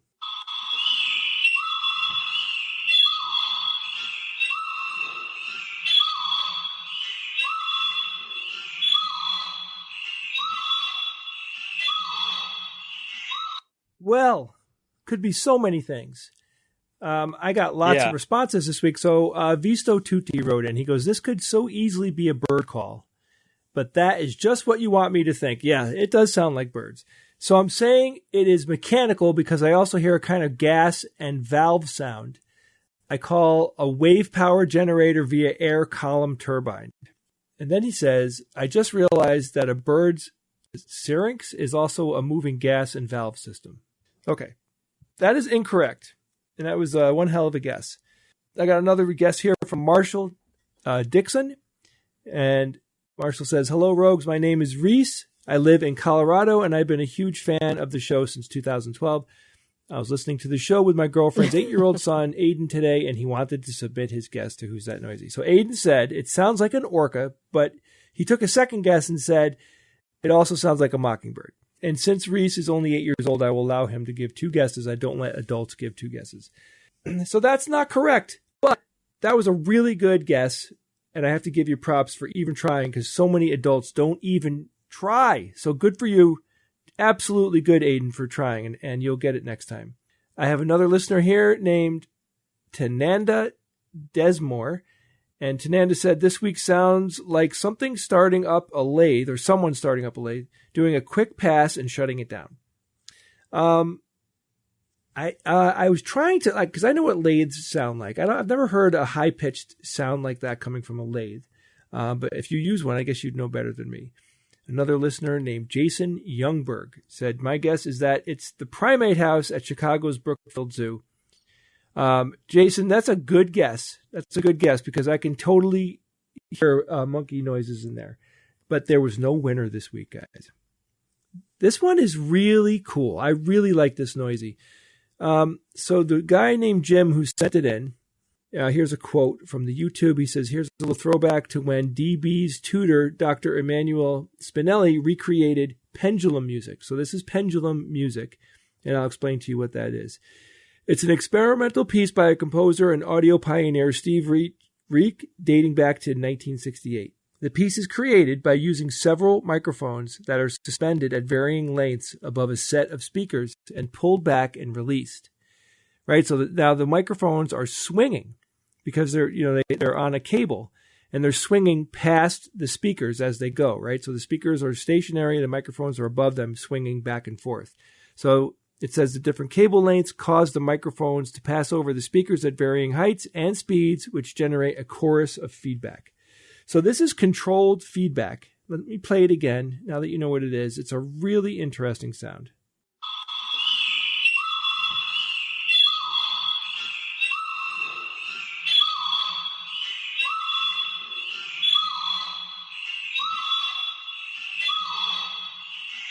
Now, you can imagine that this would get dissonant at some point when the intervals change and those sounds are coming at different times. But, it's a cool thing. I think we live in an interesting world where people do stuff like this. They don't know what the result is going to be. And then they come up with something, and then maybe they refine it after a little while. But really cool. Take a look on YouTube. I think you'll like it. I have a new noisy for you guys this week. This noisy was sent in by a listener named Armel. And here it is.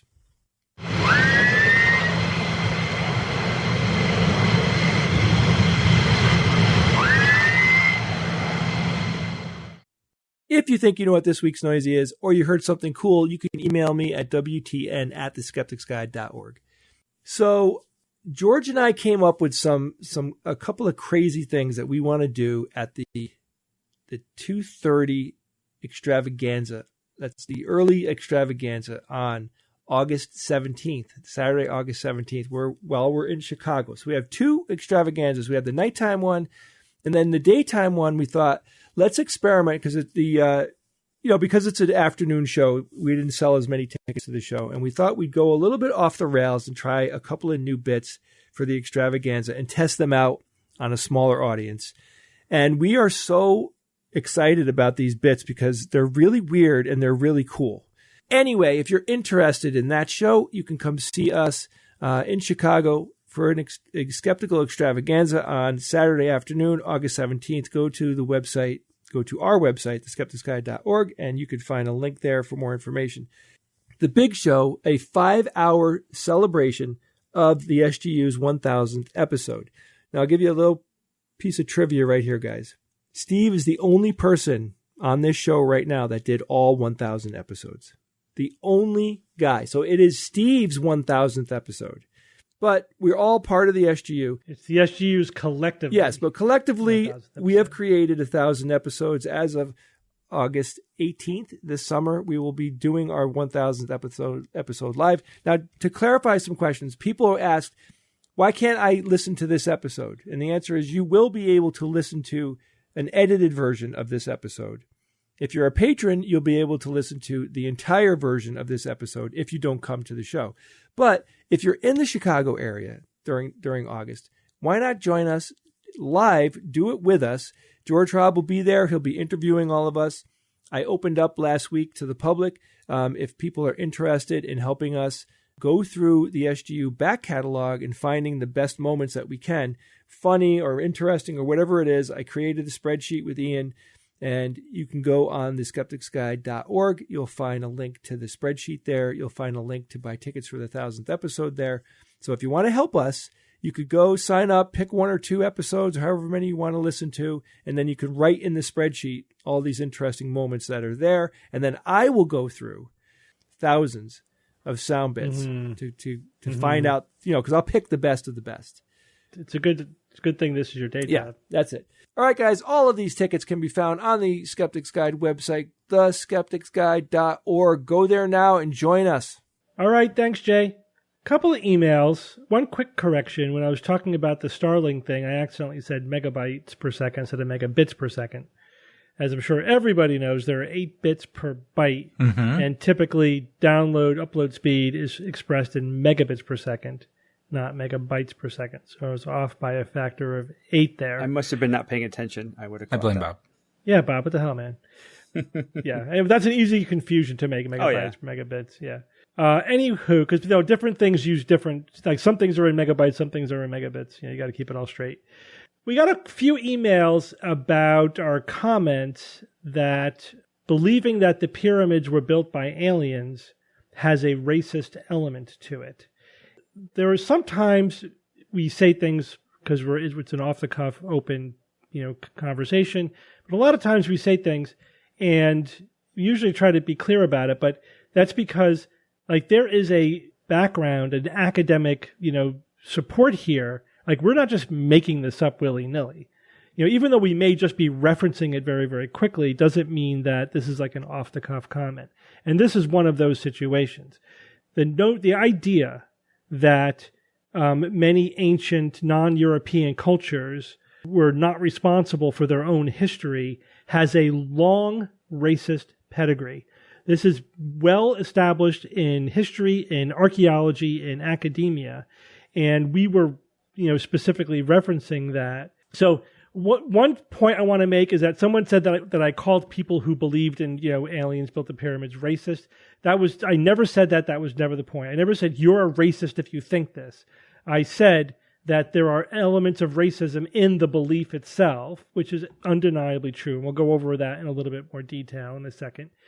And then people said, what about these other factors? Factors which I explicitly mentioned and said it's multi-layered, right? I had this whole conversation about how people underestimate the technological prowess of ancient civilizations and the power of ancient technology, of like the basic engineering principles. Not saying it's 100% racist, just that there's a racist element here. Now let's talk a little bit about what that is. So there are lots of references. If you're interested in this topic, you don't have to listen to us. You could easily research this on your own. There's a vast literature out there, and we were referencing actual academics and archaeologists talking about this.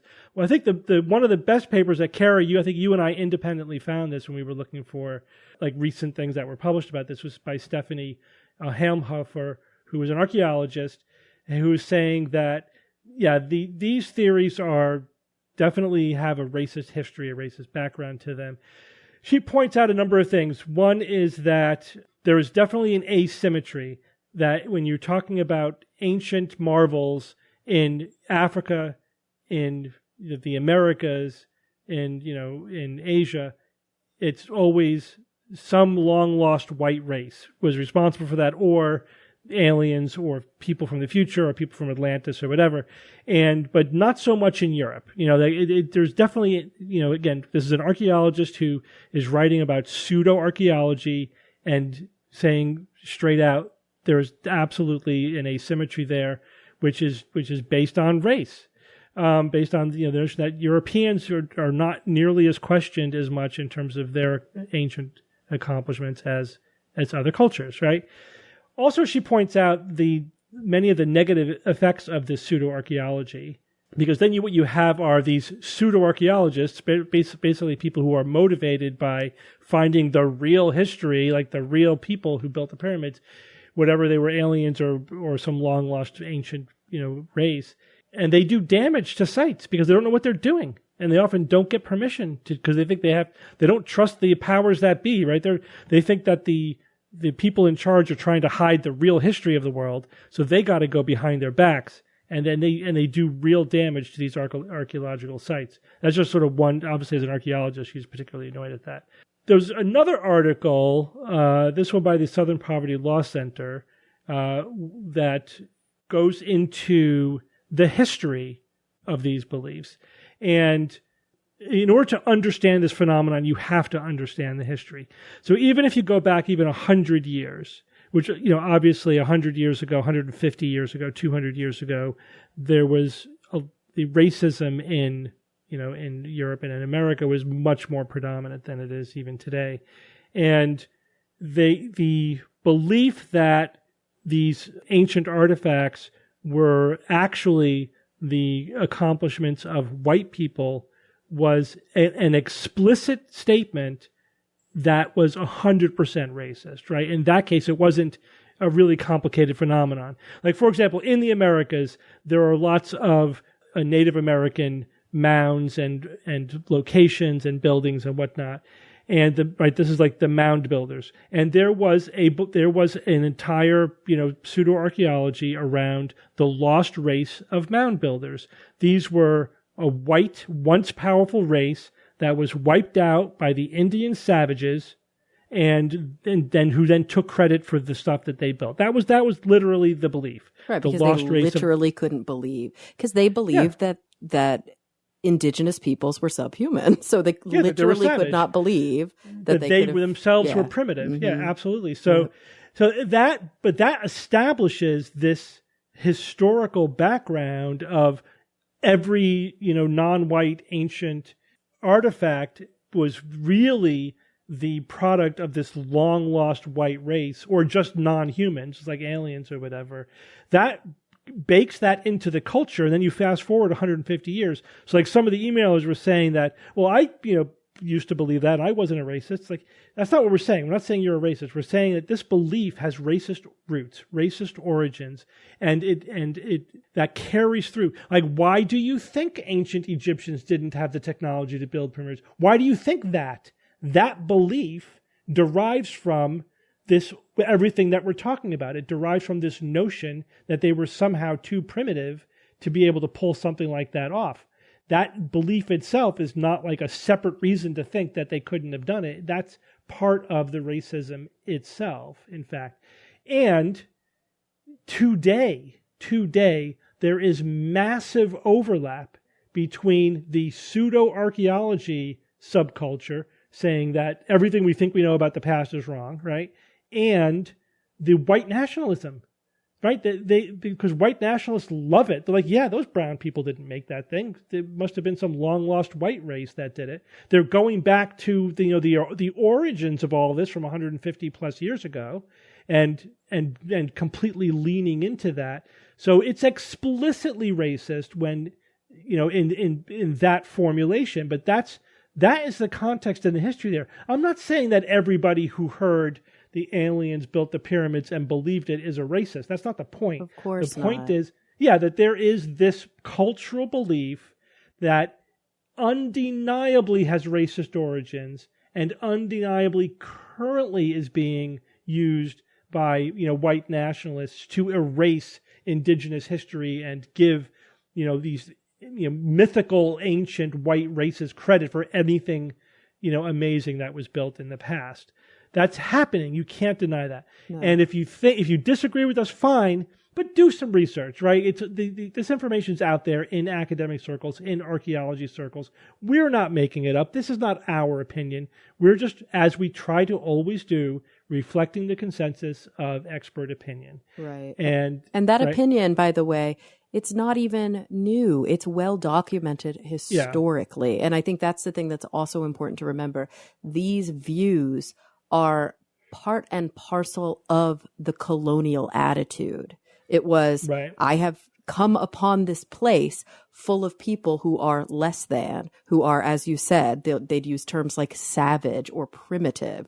They couldn't have possibly done all of this interesting stuff. I must come up with an alternative explanation. Yeah. And that just grew and grew and grew.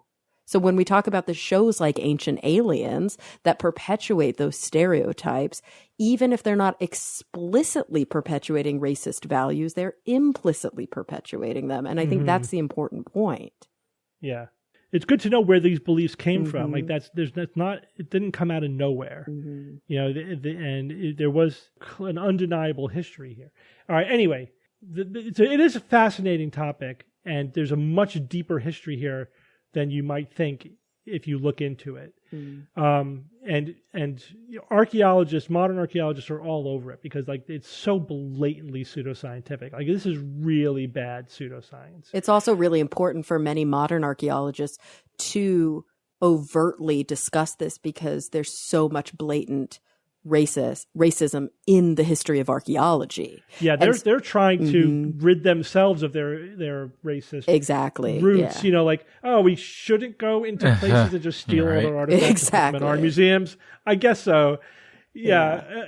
Right. It's complicated. It's complicated, but there is that is going on at the same time. Okay, let's move on with science or fiction.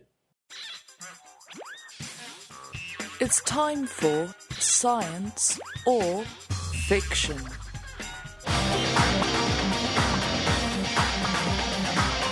Each week I come up with 3 science news items or facts, 2 real, 1 fake news. And I challenge my panel of skeptics to tell me which one is the fake. There's a theme this week.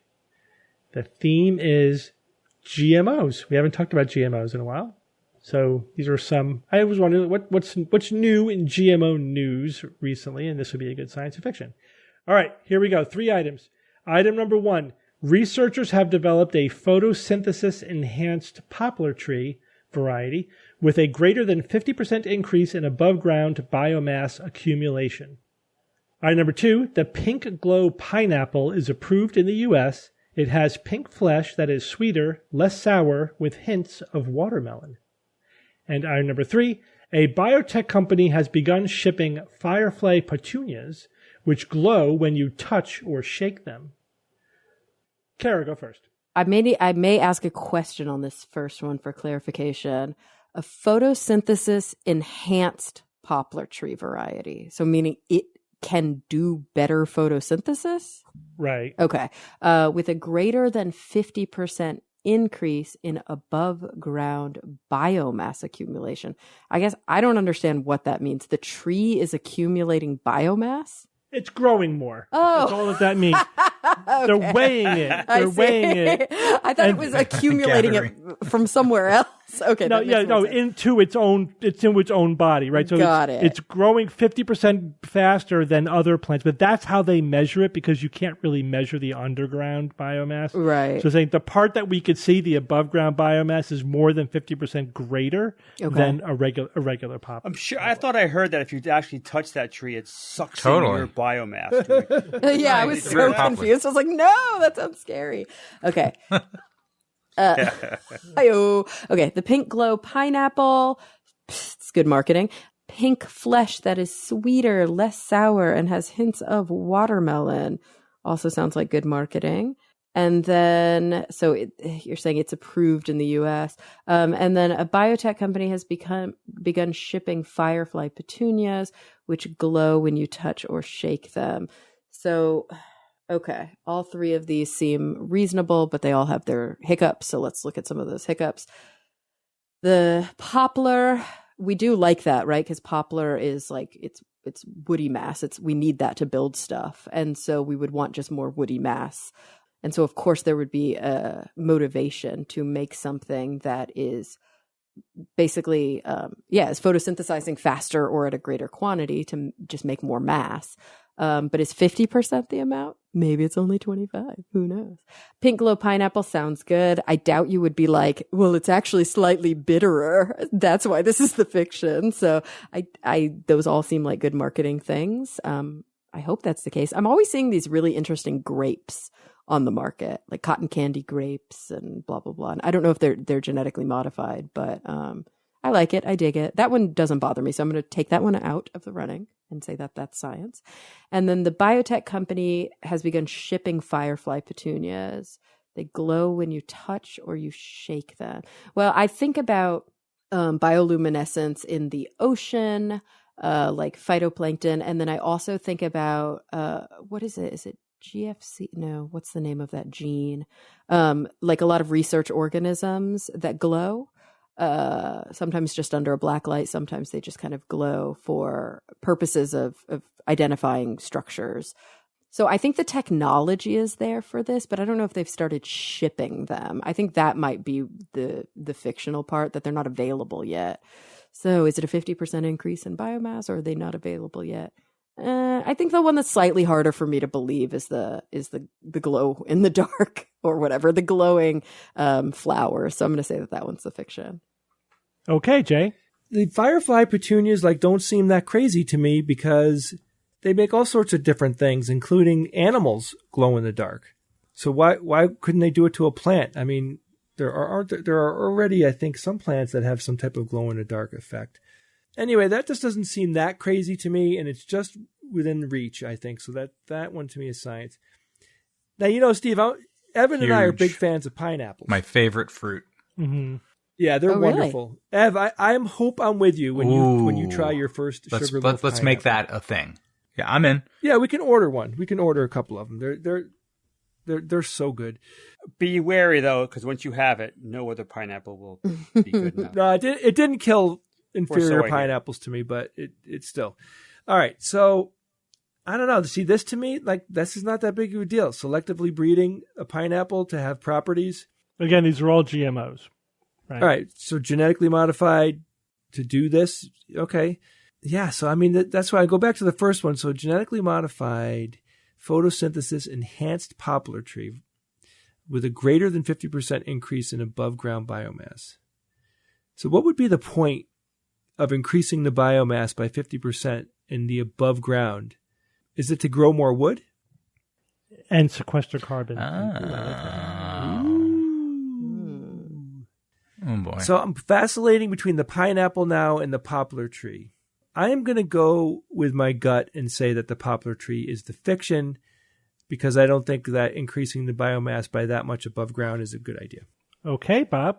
The pink glow pineapple. To me, that's the easy one. That's just like, yeah, which is probably Steve's trick all along, bastard.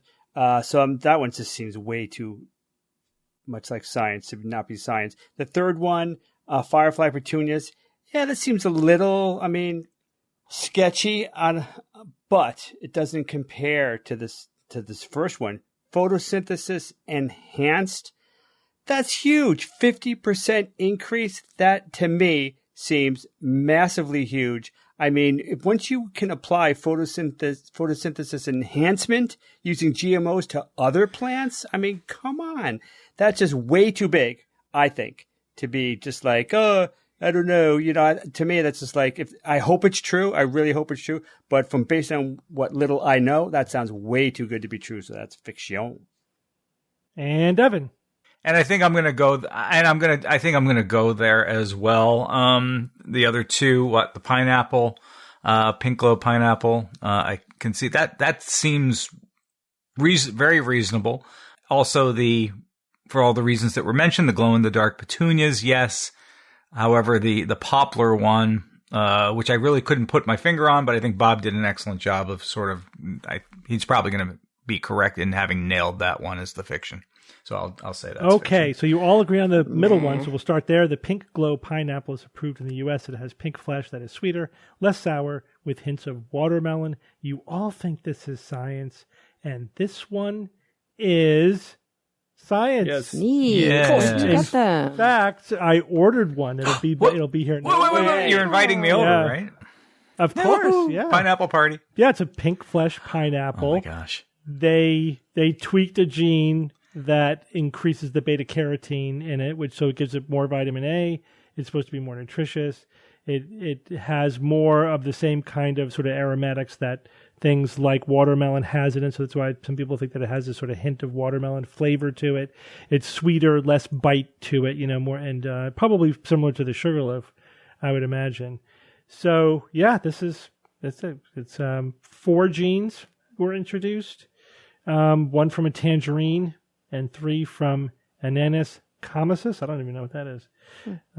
Anise?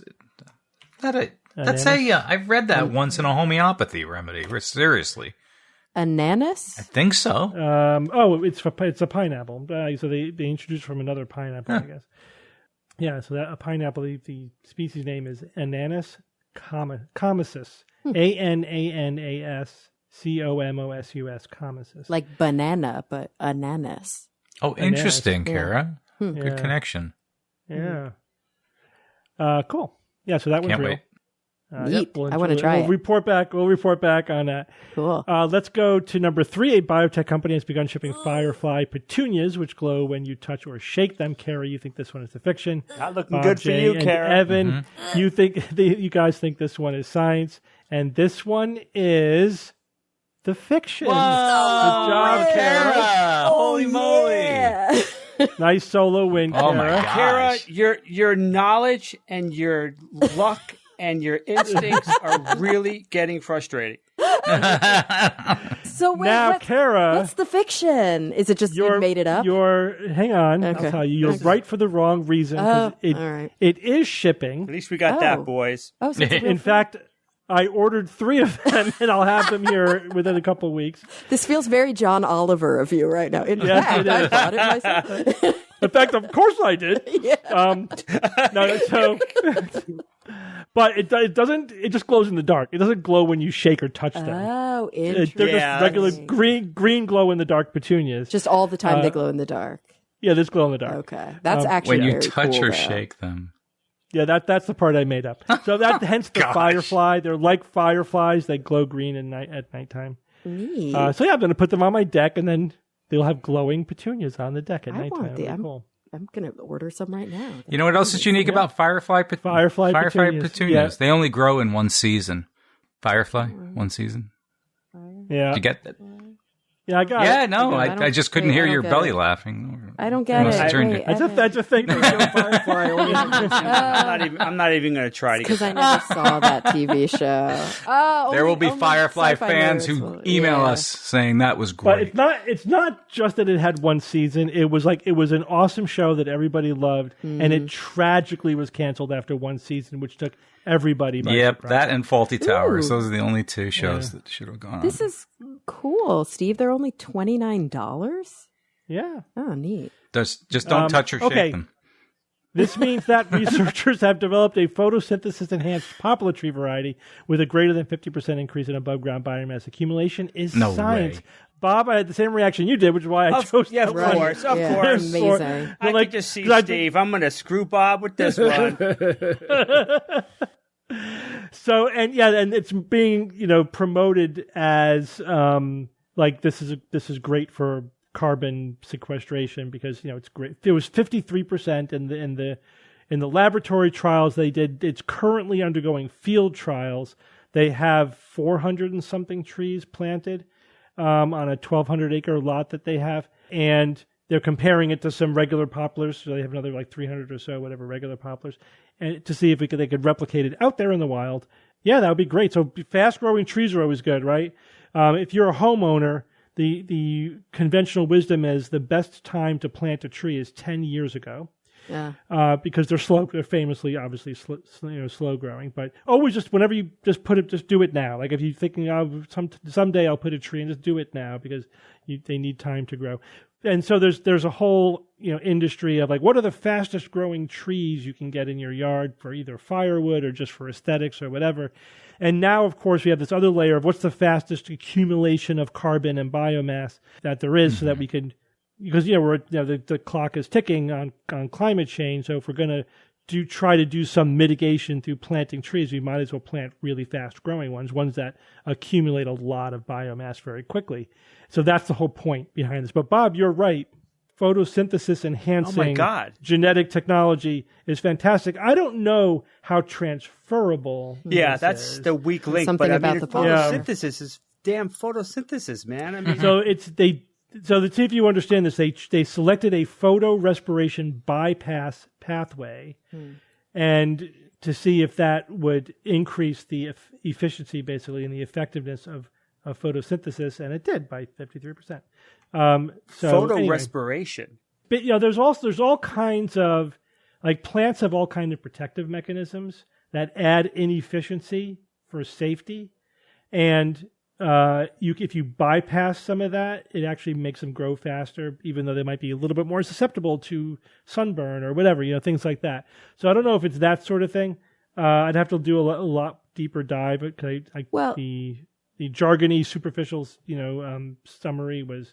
I do think this is a C3 to C4 carbon fixation thing. So, for most plants, they use a C3. It's what's called a C3 pathway, and it's not as efficient as a C4 pathway that some plants have evolved. They found this way metabolically to get a little bit more efficiency out of photosynthesis. And so that's what we're trying to do, is take the C4 pathways, which can involve a dozen, genes from the plants that have it, and genetically engineer them into other plants so that they then get the benefit of this enhanced photosynthesis. So the fact that they've been successfully able to do it in any plant is wonderful. Oh, it man. means that we're definitely getting closer to being able to transfer this to other plants. Now, Steve, you said it enhances biomass. What about something like fruit biomass? Yeah, well, I think that could potentially be the case too. And in fact, this is being looked at for productive plants, not just accumulating biomass, but things like crops, like wheat. Oh, yeah. You have a 50% increased, growth rate in wheat. That would not suck. That's what we're looking at it for. Can you make Willy Wonka fruit, gargantuan strawberries? Or what was that, Sleeper? Yeah. Movie Sleeper, with that? Yeah. Even if they just are able to grow faster, grow more, you know what I mean? You could increase the productivity of fruit-bearing trees or of crop plants. Absolutely. That's the idea. So GMOs, baby. It's going to save the world. right after we kill it. It's a great technology. Oh, yeah. You know what I mean? Oh, God. But just whenever you research it, though, you you run across the anti-GMO propaganda, and it's just so frustrating. It's like, oh, it's just nonsensical. Yeah, it's just wrong. It's just factually incorrect. Yeah. We talked about this recently, Kara, about the idea that it didn't change anything. The seed companies were already 95% of their seeds were hybrids. Then they were patented, and you couldn't replant them and everything. And it's like, oh, but we're keeping the seeds from the farmers and the blah. But just stop it. You don't know what you're talking about. Yeah. Just go talk to a farmer. Propaganda. Talk to a farmer. Come back. Talk to a farmer. Yep. All right, it's like, you could see the map of like in 1996 when the first GMOs were introduced, like obviously 0% of crops were GMO, and now it's like 90 to 95%. I know, it's like you think this is all farmers' choice, it's man. their choice. They're not being held at gunpoint to buy these seeds. It's good for their business. They are making a business decision. Yes. All right. Evan, give us a quote. Here we go. Remember that all models are wrong. The practical question is, how wrong do they have to be to not be useful? That was written by George Box in his book Empirical Model Building and Response Services back in 1987. Yep. I've heard that so many times. I think that's one. I don't know if that idea originated with him, but that is now conventional wisdom. I feel like going through a science education and working in a scientific field, so many people have said to me over the years, all models are wrong, right? Like that idea is well represented. Yeah, all models are wrong. Like we don't have, and they are models, right? It's not like we don't have like this is exactly how the it's only a model. Yeah, it is like this is not exactly how the universe works. This is just a human understanding, right? A human model to predict, and it's also predictive. Like we just have predictive models, and those predictive models are either they're more or less useful. That's it. That's really all we can say.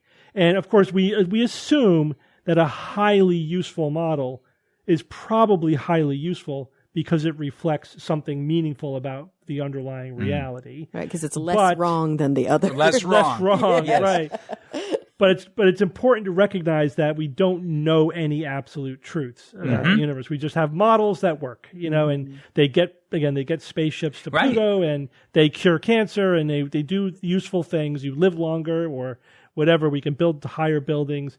They function in some way, and that is like all the validation we're really going to get. It's internally consistent. It makes predictions. It's useful. It's not right or wrong. Right. I think it's a very helpful perspective when thinking about science. Yep. All right. Good quote, Evan. All right, guys. Well, thank you all for joining me this week. You guys. Thanks, Steve. Can't wait to taste the pineapple. Yep. And until next week, this is your Skeptic's Guide to the Universe. Skeptic's Guide to the Universe is produced by SGU Productions, dedicated to promoting science and critical thinking. For more information, visit us at theskepticsguide.org. Send your questions to info@theskepticsguide.org. And if you would like to support the show and all the work that we do, go to patreon.com/skepticsguide and consider becoming a patron and becoming part of the SGU community. Our listeners and supporters are what make SGU possible.